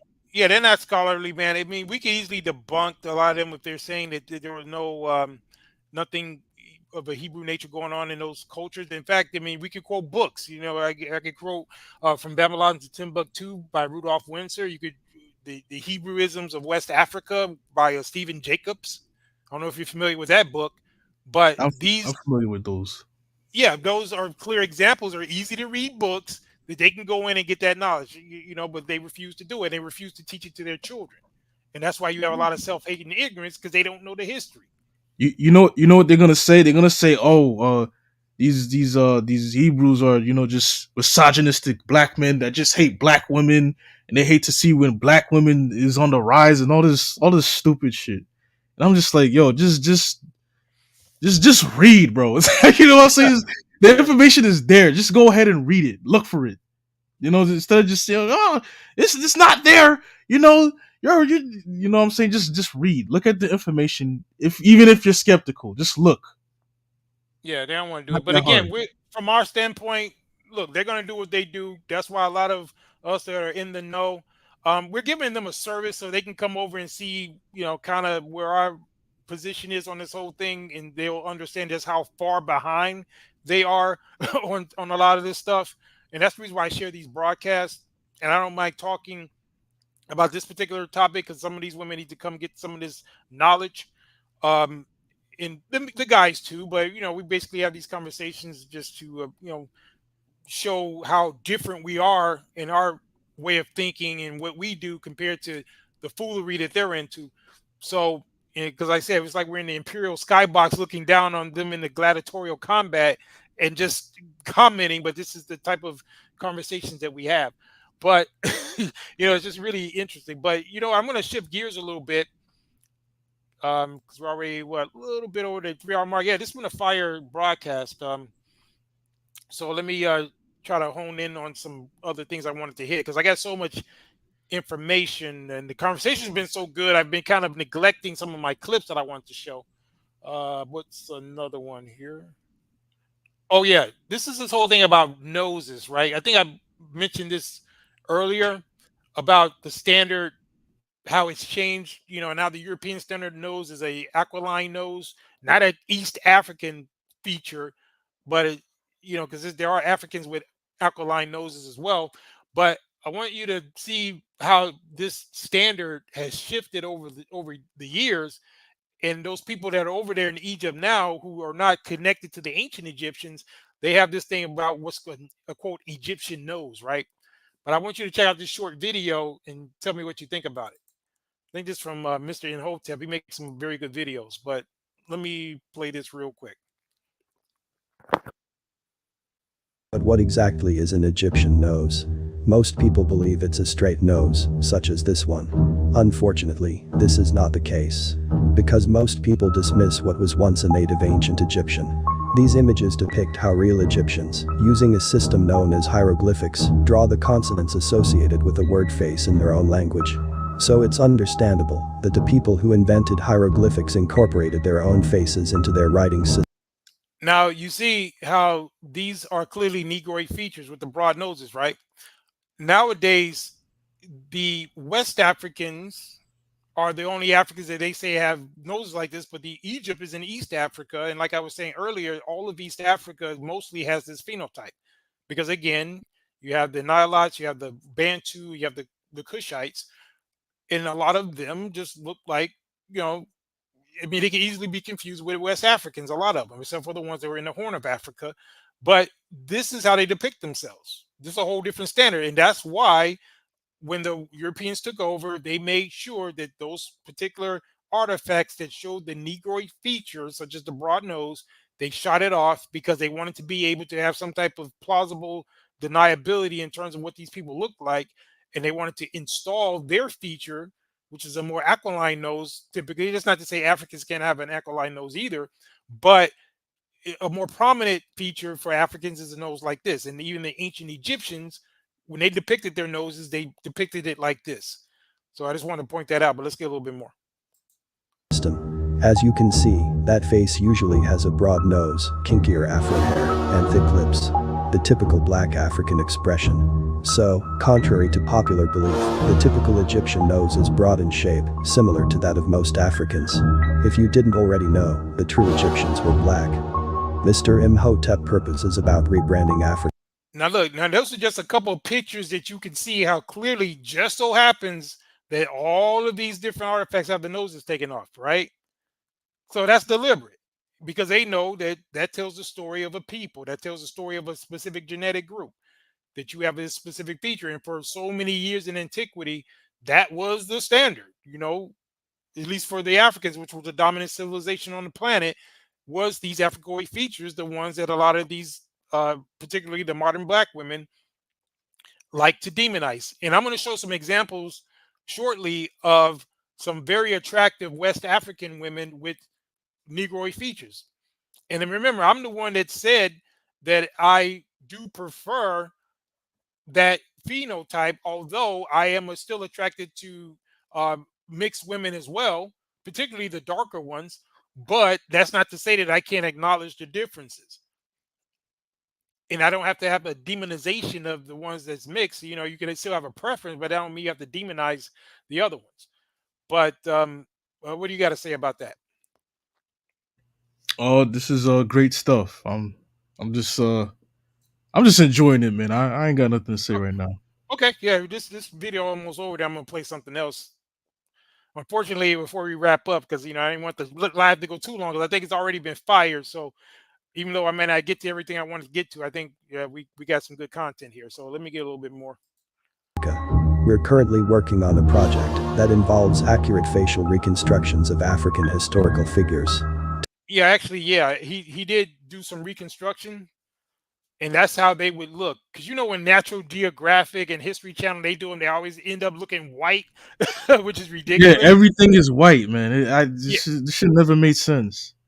Yeah, but he's doing the actual reconstruction based on how the Egyptians depicted themselves and based on the skulls, and he's coming up with this.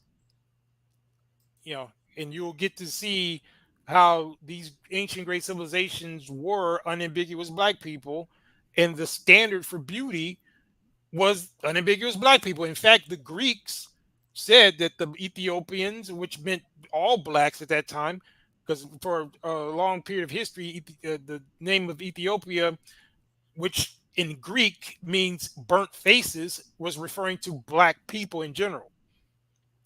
So that's what it means in Egypt. But you know, the Egyptians, didn't call themselves Egyptian. That's a Greek word as well. Um, they call themselves Kemetu, or from Kemet. But the Ethiopians or the ancient Cushites, they were the standard of beauty, and the Greeks said that they were the most beautiful people on earth. But they look like these Negroids that we're showing right here. So we just see how standards have changed, right? Absolutely. Yeah. So let me see if I got. Yeah, I got this one right here, which is a reconstruction of Queen T and I'm in Hotep. I'm gonna play this one and then we'll move on to the next thing. But this is kind of another reconstruction that they did to show you how these people actually looked. I'm gonna play this one real quick.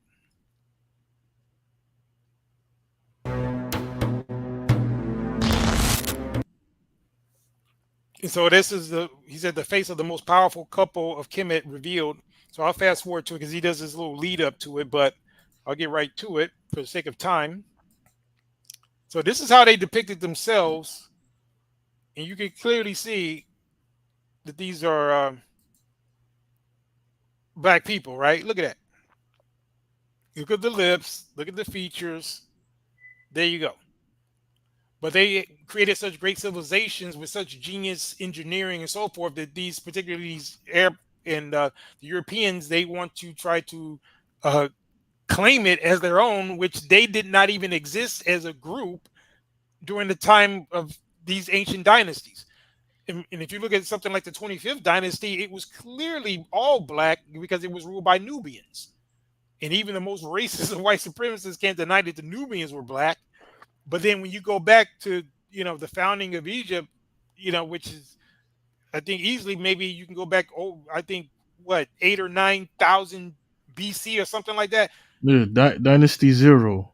Yeah, the first Europeans didn't come on the scene. The Proto-European, as we know today, didn't even come on the scene until 6,000 BC or something like that. So that's like saying that the modern day Puerto Ricans were the ones that built the Roman Empire. It's ridiculous. But that's the type of stuff that they say.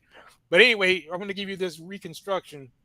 And this is the type of education these women need to be coming over and getting so they can start feeling some pride about themselves and getting themselves out this whitewashed mentality and start teaching their children. So I'm like their digital daddy, so they need to come get this work. But anyway.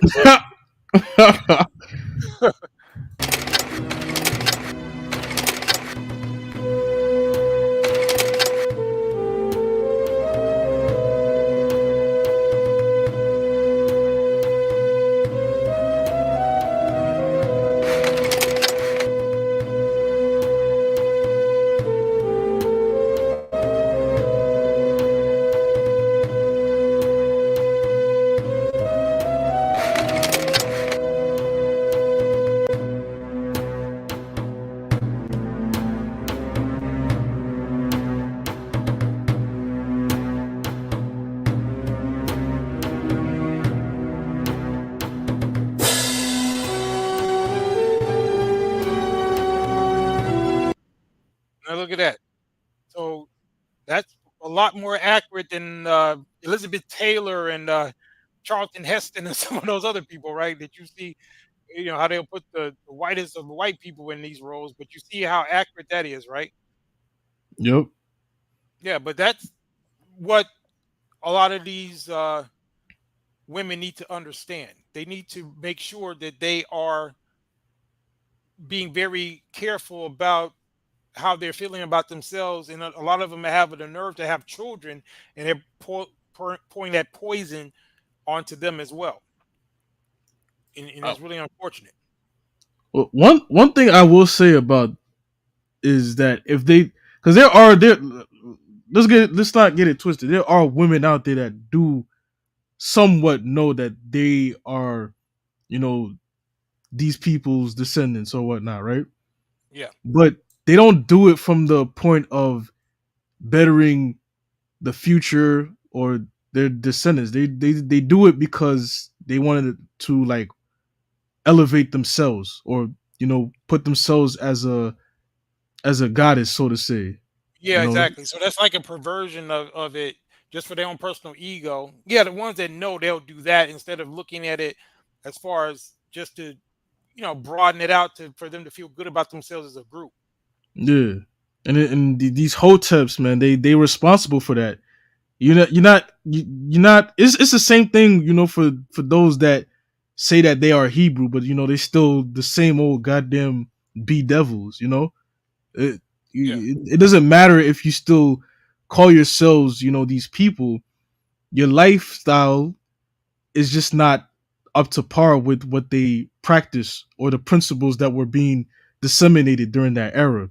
They usually do it from a standpoint of self elevation or self worship, because Black Ram would always say, most black men, worships the B Dub, and she's like that because a lot of brothers unfortunately put her in that position.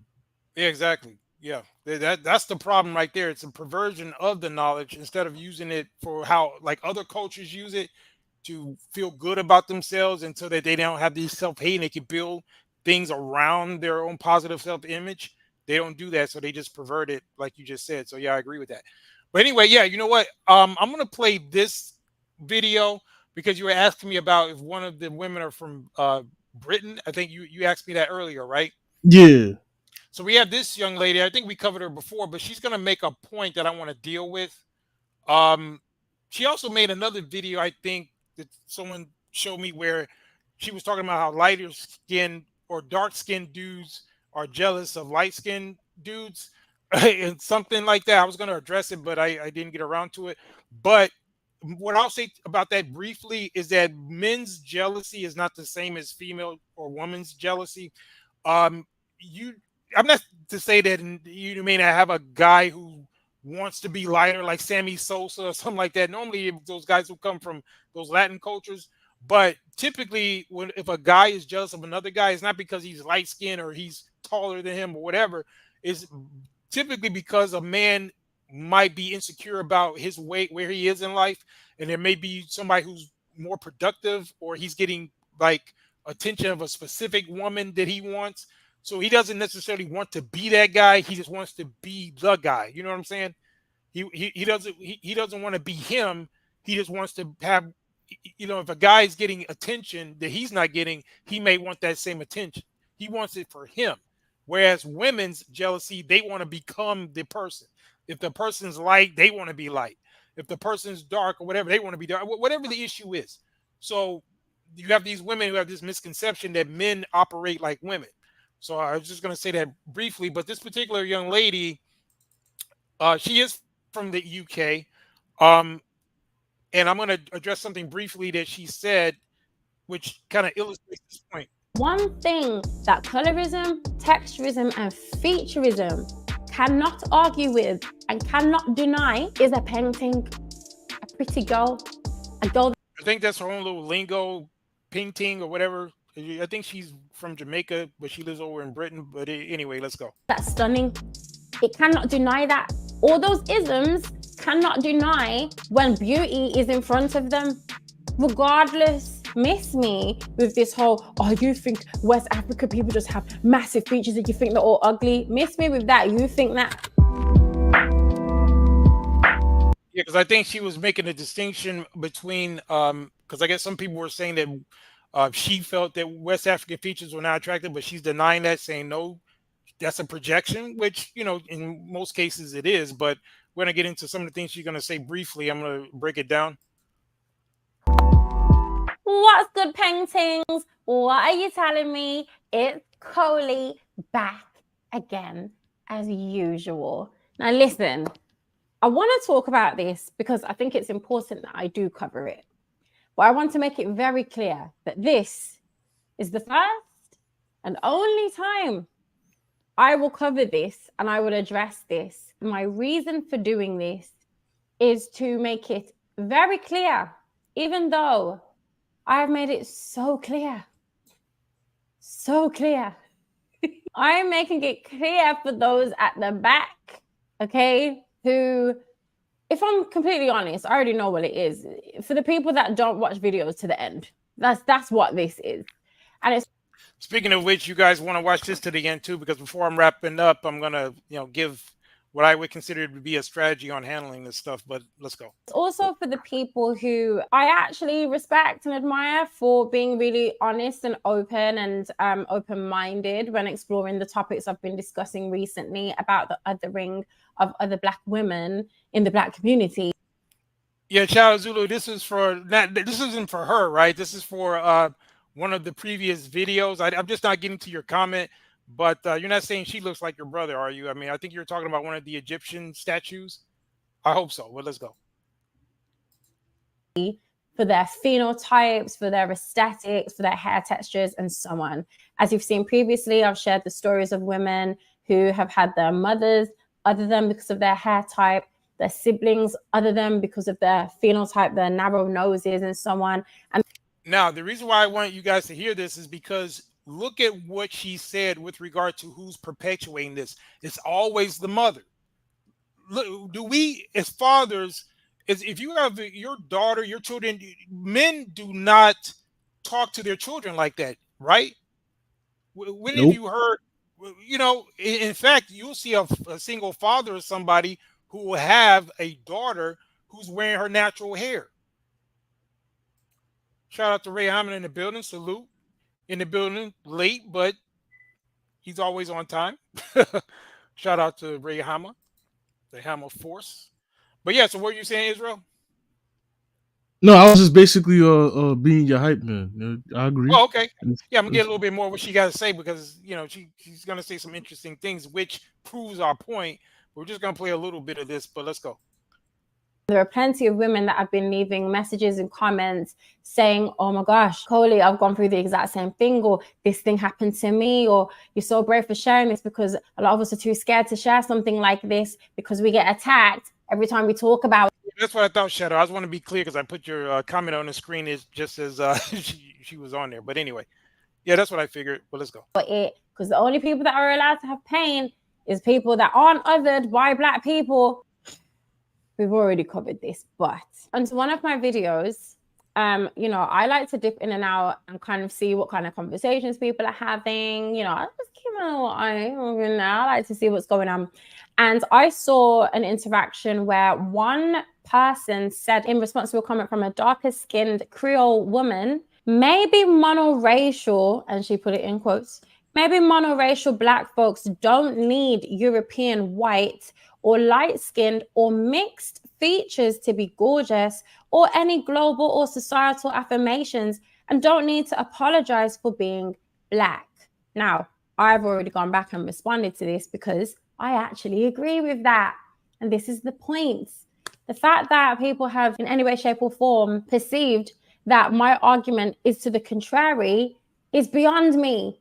Because what I have done is I have actively shared without apology, and I make no apology for this, I have actively shared the experiences that many of us women in the community who are chocolatey hued, darker skinned, right, women who have phenotypes that aren't commonly associated with the West African phenotype, whether that be type 3 hair, whether that be a narrow nose that looks more East African or European Sons of Beauty, right? And the I guess you don't like that concept, but I think her overall point is by her being darker, but she has a phenotype that's not associated normally with West African features, even though there are West African women who do have those features. I'm going to show that a little bit later. You know, the type of negative feedback she was getting was from other Black women. So how is it that you guys are always projected as being so colorist and texturous and featureless when they are experiencing this thing from each other? That's the reason why I'm playing this woman's video, is to clearly indicate who the true colorists and featurists are. But anyway, let's go. Othering experiences that come with that, hurtful experiences. And I always like to give experiences in relation to people that you'll know, to make it very clear that this isn't just something that's being made up. These are real stories from real women who are really experiencing things. But an example to confirm my point is when, again, Chrissy made reference to the women in that music video who had a phenotype that wasn't commonly associated with the West African phenotype, despite their darker skin tones. She described them as white women dipped in chocolate. So she's saying that Chrissy saw a video where there was black women who, I guess they were dark skinned, but they didn't fit a specific phenotype. But she said that they were white women dipped in chocolate, but she was talking about other black women. Israel, have you ever referred to a black woman who was dark, who had a certain phenotype, as a white woman dipped in chocolate? Actually, yes, I actually have. Well, I mean, what was the context of you saying that though? Was it like how it was like? I guess Chrissy meant it as an insult that they Uh, didn't look black.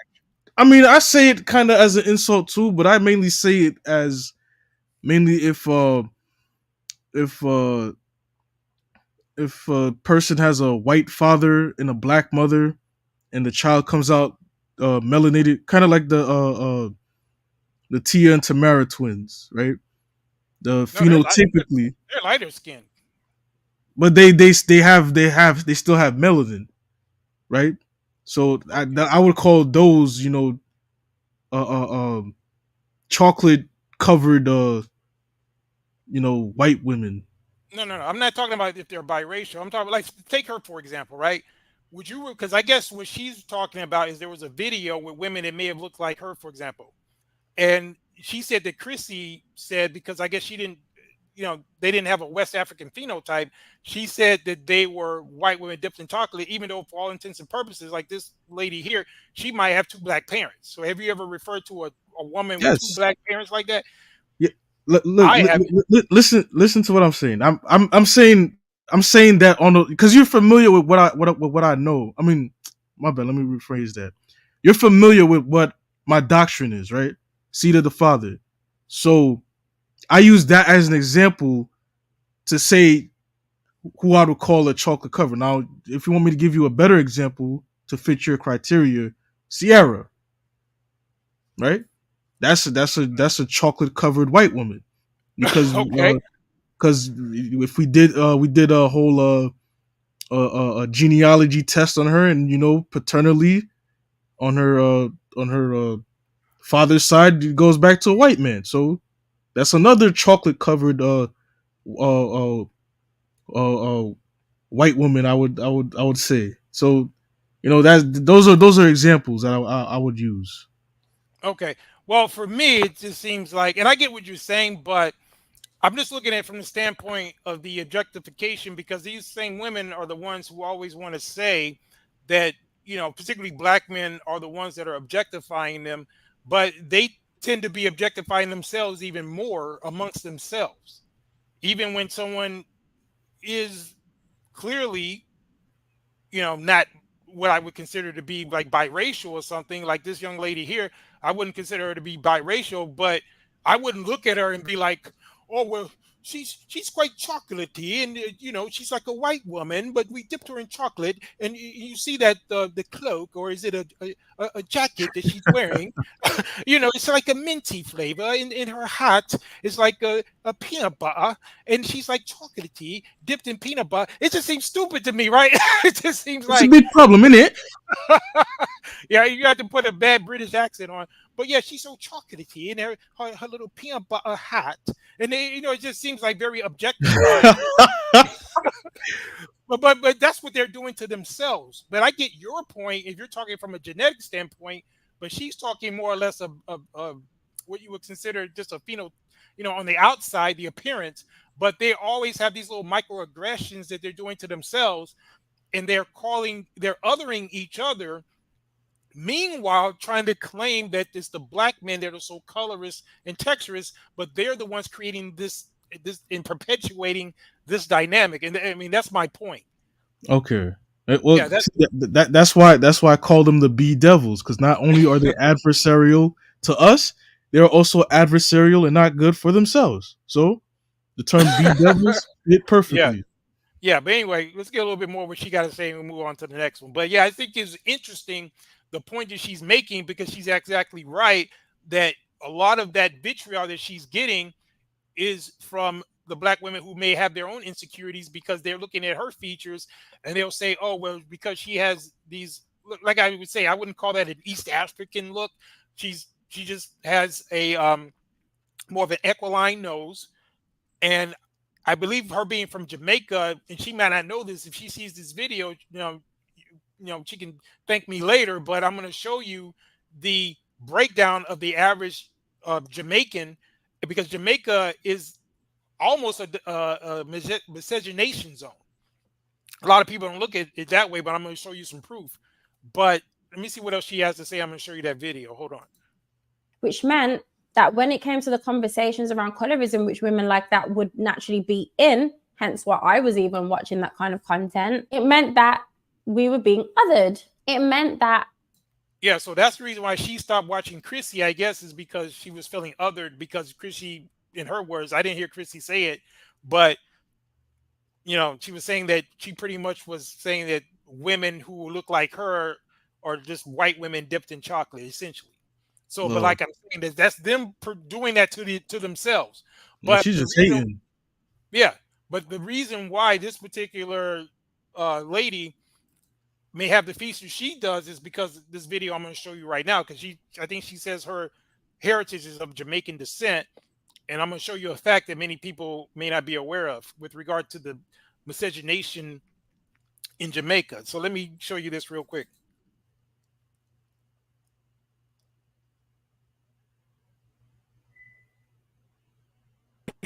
Afro-Jamaicans are the largest self-identified ethnic group in Jamaica, and as you can tell by the name, majority of the ancestry derives from West Africa and modern-day countries of Ghana, Ivory Coast, and Nigeria in particular.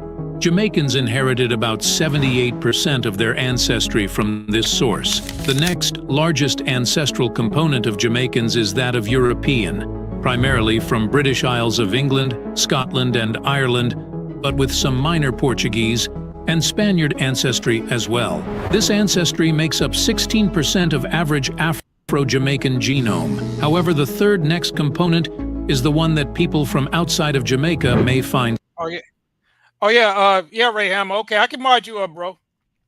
Yeah, I just noticed your comment. Let me see if I can mod you up real quick. You say you want to drop some links, but yeah, I can keep you a mod. Let me do that real quick. I gotta find you in my other chat, because the one in StreamYard, I don't think I know I can do it. So yeah, give me a moment, man. I'm gonna see if I can mod you up, bro. But anyway. Surprising. Asian ancestry primarily from modern-day China and India. Now, that young lady that I just played, she looks like she might, I don't know if she had a DNA test or not, but you're welcome, lady, I forgot her name, but she can kind of rest assured that she may have some Indian or some Asian in her, because of that might be where her features, why they're like that. So a lot of people forget that there was a lot of miscegenation going on, and that's why a lot of these features have developed the way they have. And that's, a lot of people don't know that, but let's go. Makes up around 6% of Afro-Jamaican ancestry. There are numerous prominent Jamaicans with confirmed partial Asian ancestry. Yeah, so what's your take on that, Israel? Yeah, I mean, even because I like to even when I'm talking with these these idiotic Africans, not all of them, just disclaimer, just the ignorant ones. They like to tell you, who you are in terms of like, your identity. Oh, you're Nigerian, you're this, you're that, and then, I had to tell them, like, yo, we're like our own people now, because on this side of the world, you have different groups from other parts of the world coming into the Americas and the Caribbeans, South America, and basically mixing and mingling. Like for myself, for example, I have Haitian parents. They come to find out that like I have a great grandmother that's Syrian. A lot of people don't know that there's a lot of Syrian and Lebanese people living up in Haiti, as well as Indian and Chinese. So you have all those people on the island mixing and mingling with the Afro Haitians, and then you got the French, the Belgium, the Germans, and all that. So like we're kind of like our own we have our own look, so to say, in terms of like compared to those on the continent. They could like basically tell us apart. So I like to tell them like, yo, this is what's going on. They'll be like, no, you're Nigerian, you're Nigerian. I'm like, yo, Nigerians don't even claim us, bro. Stop saying that we're Nigerians, bro. Like we may have been taken from there, but like after a while, we haven't been in on that side of the world for like 400 plus years. You know, we became our own people on this side in Oh America, yeah. Caribbeans, and South America. Like we're Yeah, hold unique. on real quick. Yeah, Ray, I did mod you up, and Shadow Zulu, I modded you up too. I couldn't believe you weren't already modded up, Shadow. So you're mod now too. I don't know if you guys need to reset to see it. I don't know, but I did mod both of you guys up. But anyway, yeah, go ahead, bro. Yeah, I mean that's just basically the point I'm making. Like, you know, it's not you know, it's just B Devils just hating on, you know, that chick. Like she's just fairly attractive, you know. If she Yeah, wasn't a B devil, if she didn't have that B devil mindset, and the reason why I say is because she's watching those other B devils.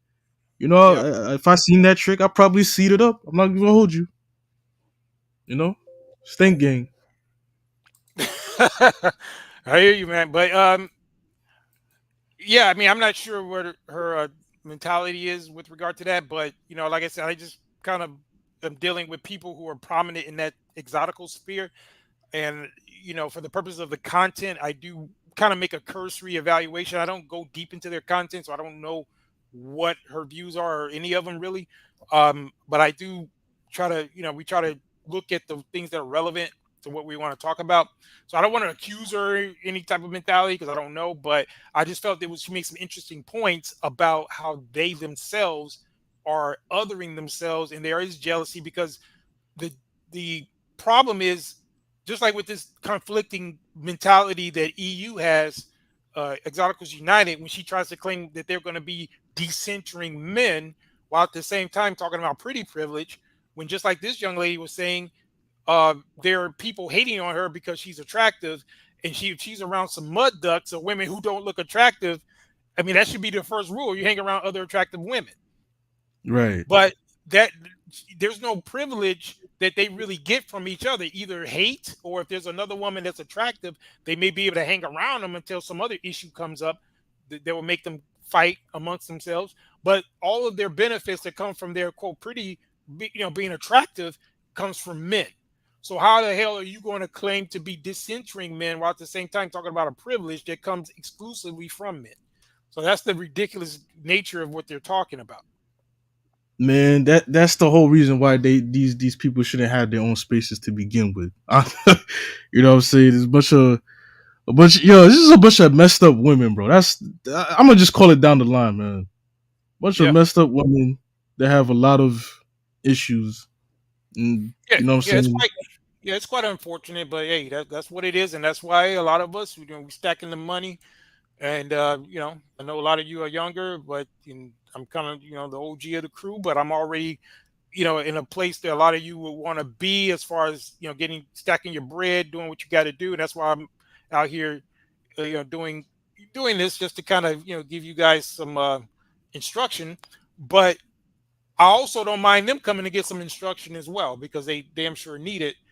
And you know, it's just really sad. But a lot of us have already, you know, did what we're gonna do in terms of uh creating the lifestyle that we want to live and just kind of looking at things burn from a distance while giving our commentary. So that's essentially what this is for me. But They yeah, oh gonna yeah, be, yeah.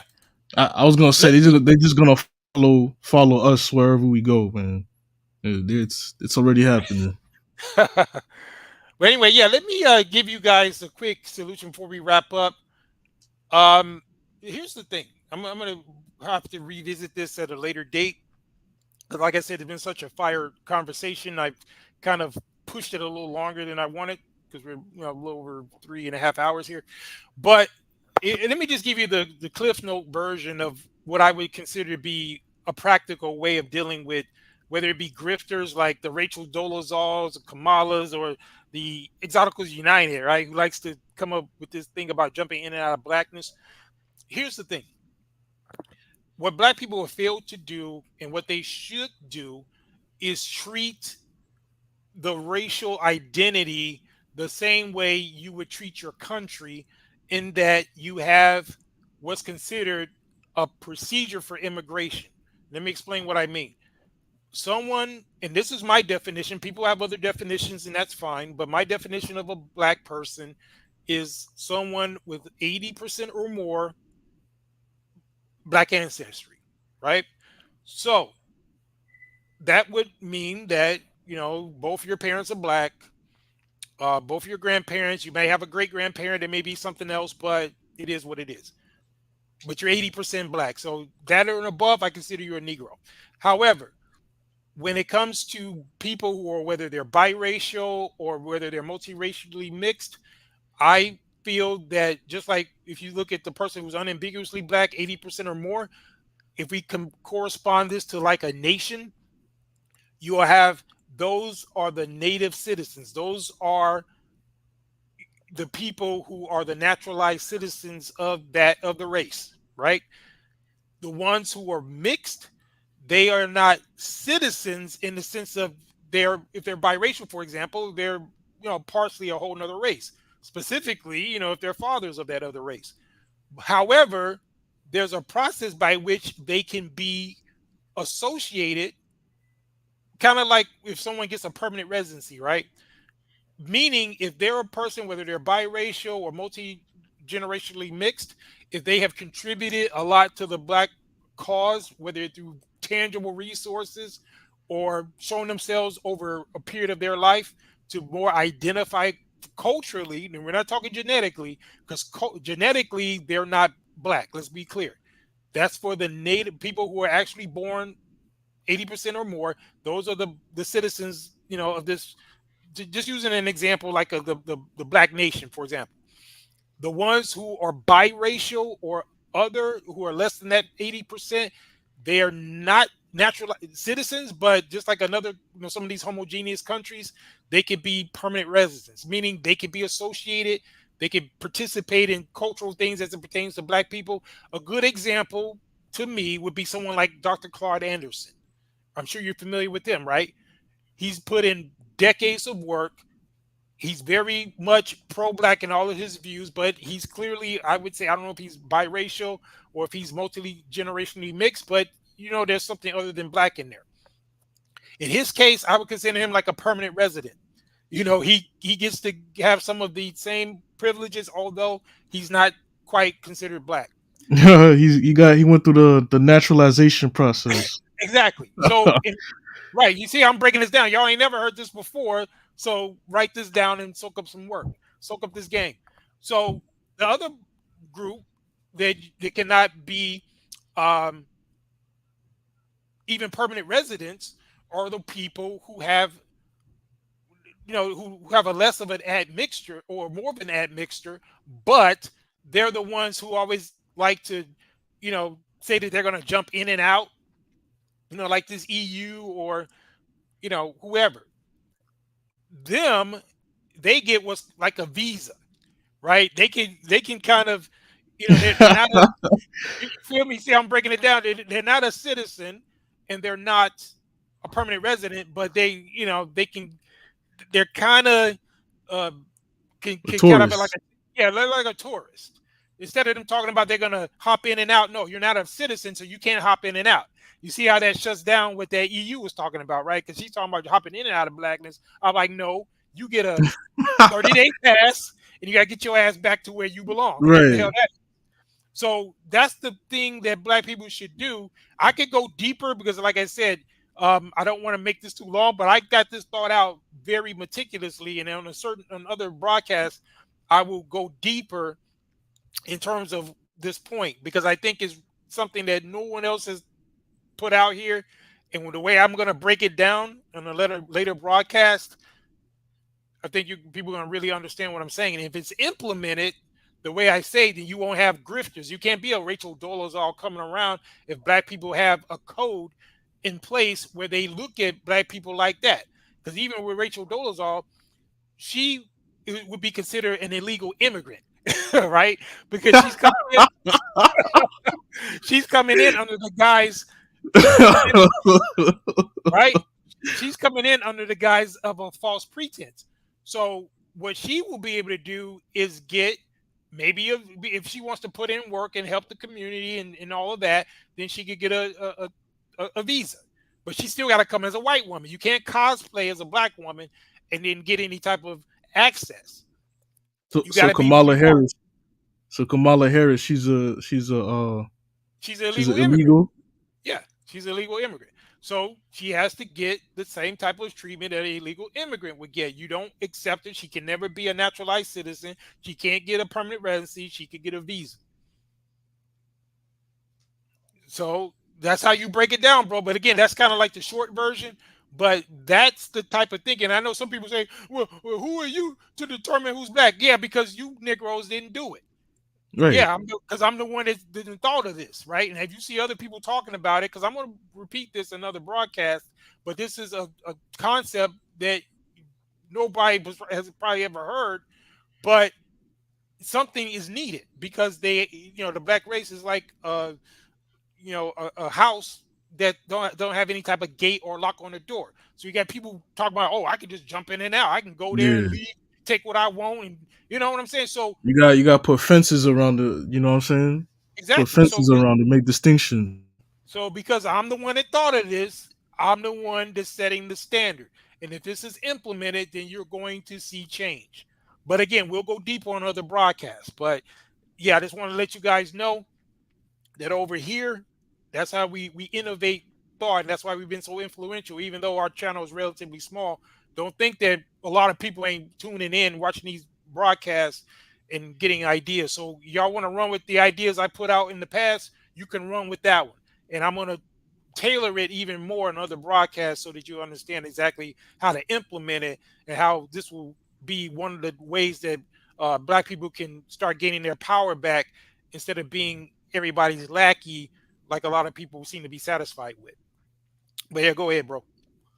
I mean that's a very brilliant strategy, and you know what I'm saying. I'm gonna say I heard it here first because Yeah, I exactly. never heard nobody say nothing like this.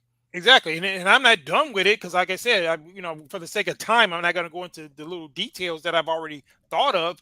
But I'm just showing you that type of methodology is what has been lacking.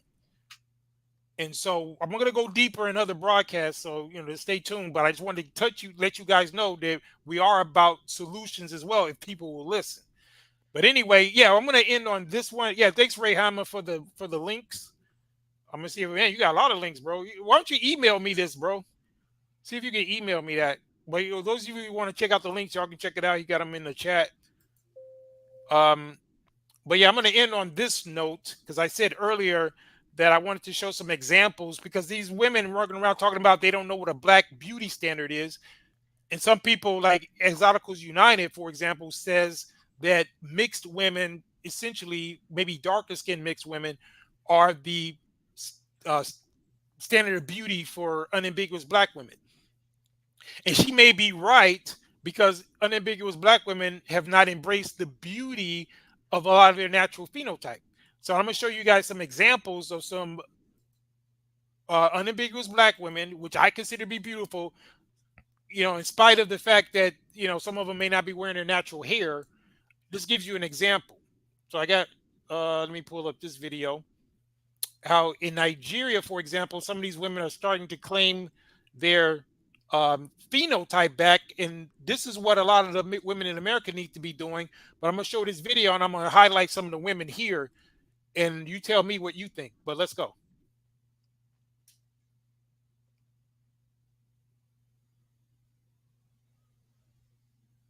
African Hair Summit had something for every visitor, from an exhibition of hair care products to the display of culture and beauty and a show of the latest Afro hairstyles. Organizers and participants. Now, for example, can you hear me?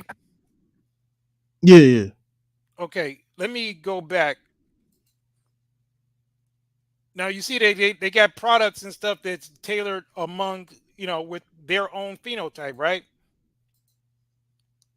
Oh, you didn't go back to where the Yeah, I'm hair gonna go back. products were. Something for every visitor, from an exhibition of hair care products to the display of culture and beauty. Now you look at their hair, right? Now this is with their natural 4C hair, some of the creative things they can do. And a show of the latest Afro hairstyles. Organizers and participants here are advocating for the celebration of Afro kinky hair. What we're saying is that Africans should be. Now, you see her. Now, this is an unambiguous black woman. I find her to be attractive. She has nice bone structure. She's wearing her natural hair, but she's probably 100% Nigerian or whatever, right? She's not admixed, but she's cute, right? What do you think?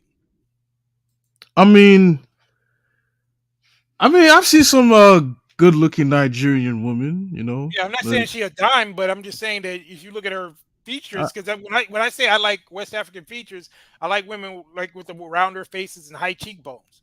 And there's others. It ain't just her. She's just like the host. But I'm gonna show you some of the women that's in the contest, and you see what you think. Let's go. Proud of themselves. Stop struggling to wear other people's hair. The Afro hair activity is more about creativity. But look at that, the hair though. This is what they can do with their natural hair. But they're always complaining about, oh, they're bored with their hair, or it's too hard or whatever. Now I'm not saying they gotta walk around with these because this is on some type of show or whatever, but they don't have to walk around like this. But look at what they can do with their natural hair. They can create whole industries with stuff like that. Oh, I'm sorry, I keep going back. But anyway, let me go right here. Kinky hair.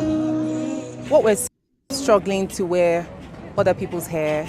The Afro hair activity is more about creativity.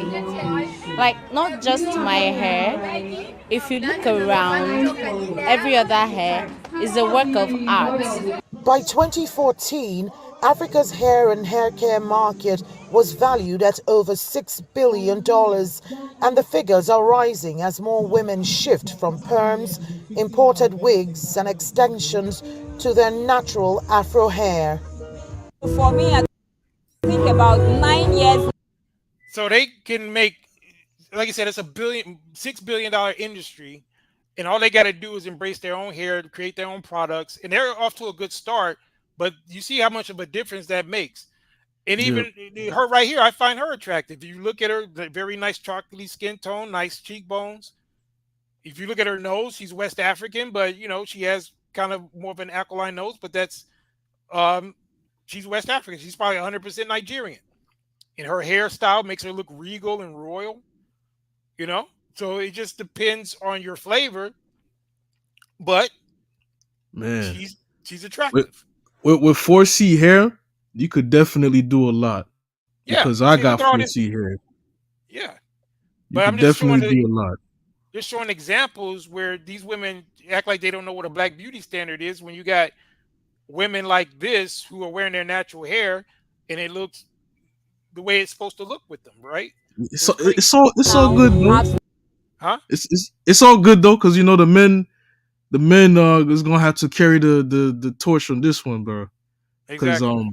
Because I remember when I was in Germany and when I was in Ethiopia, especially like Ethiopia, man, they just like they have like afros, but it's not as common as you think.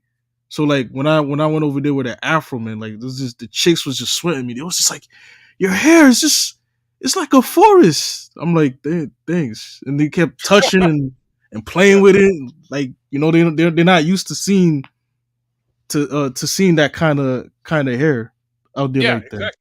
Yeah, because like I said, that's a miscegenation zone, and a lot of them have more straighter hair. But yeah, I get exactly what you're saying, because you're the exotical over there, right?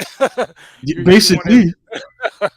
But anyway, let's get a little bit more of this. I'm going to make another point. Stop doing artificial. I don't even, the hair cream I use, the shampoo I use, everything is natural. And it wasn't all just about looks at the event. Experts have called for a shift from hair products with toxic chemicals to healthier alternatives. And that's the other part too. Not only is it fitting for them, but it's more healthy because we talked about in the past about those chemicals, and she's going to talk about it a little bit too. How it creates the fibroids. We mentioned all of this before. All those, and now they're lightening their skin with who knows what type of chemicals and acid, and they've been doing it to their hair. But even these African women now, these West African women in particular, they're starting to embrace their natural phenotype, and they're creating products to accentuate their own natural beauty. So that's why I wanted to show this, but we're going to play a little bit more. When you continue putting chemicals in your hair, you're exposing yourself to cancer, fibroids, a lot of health issues. And I also like the tone of their voice. I like the tone of West African women's voice. I don't know if you've ever noticed it, but I think they have a lot of sexy voices if you ever hear them when they speak. You find that attractive? I find it kind of like, rough. No. I find it attractive. I like a woman with a little, I hustle like to her voice. I like the Kenyan accent. That's what I like. Yeah, I like all of them. I'm just saying that I like the West African women's accent and some of their vocal tones as well. But that was just an aside. But let's go. Even alopecia, hair loss. From products to protective hairstyles, the African hair culture is fast gaining popularity. Now look at her. She's cute. And the hair's a bit much. I'm not saying they got to do all that, but you can tell she looks better with her natural hair. She got that nice chocolatey skin, or chocolatey, like we were saying earlier. But she has that nice skin tone, and she has West African features clearly, and this would be the standard of a attractive West African woman. But everybody looks like they don't know what an attractive black woman is, and an attractive black woman got to be mixed all the time, so it's kind of weird. Let's go. Creating more opportunities in the natural hair care industry on the continent. Experts believe that with strategic investments, the African hair economy can spur job creation and economic growth. Kelechi Amekalam, CGTN Abuja, Nigeria. Yep. Yeah, so there you have it. So yeah, I just wanted to show that, look, that's the direction they want to go in implementing the strategy that I just said about creating, just like how a country runs its immigration policy. That's something to what black people need to do with regard to their racial identity.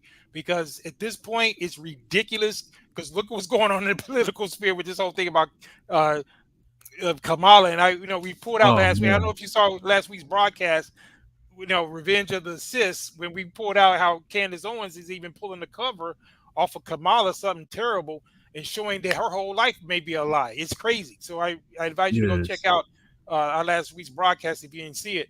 But anyway, that's it, guys. Been a fire show. We're right at the 4-hour mark. I didn't expect to go that long, but it's been very good. I appreciate the panel, the ladies coming in earlier. The Golden Goddess and Multi, and also Israel Online as usual, coming on, dropping that fire. I think people want to see you be my wingman more often, bro. So you might need to put that on your schedule. All right, I'm gonna have to adjust my sleeping schedule, but it could happen. Yeah, because we're up here late. And again, I appreciate everybody that's still in the building. I know it's late and everything, but hopefully you can go watch the playback if you have to fall off, because I get it. But that's why we pack so much into this. So if you're overnight, you're driving your truck overnight, or whatever the case is, I want you to have some quality content packed in. And so we are here doing that good work. And so we're going to end the broadcast. I appreciate you guys. Thank you once again, bro. Let me know whenever you want me to put the link in there. If you have some things you want to say, you'll be welcome to come on. Appreciate you having me on, Mr. G. I'm about to drop down to the panel. You have a good rest of your day. You brothers, y'all take it easy. Have a good night. Yeah, bro. All right. So there you have it, folks. So I appreciate everybody for being still in the house, and everybody who's going to watch the playback.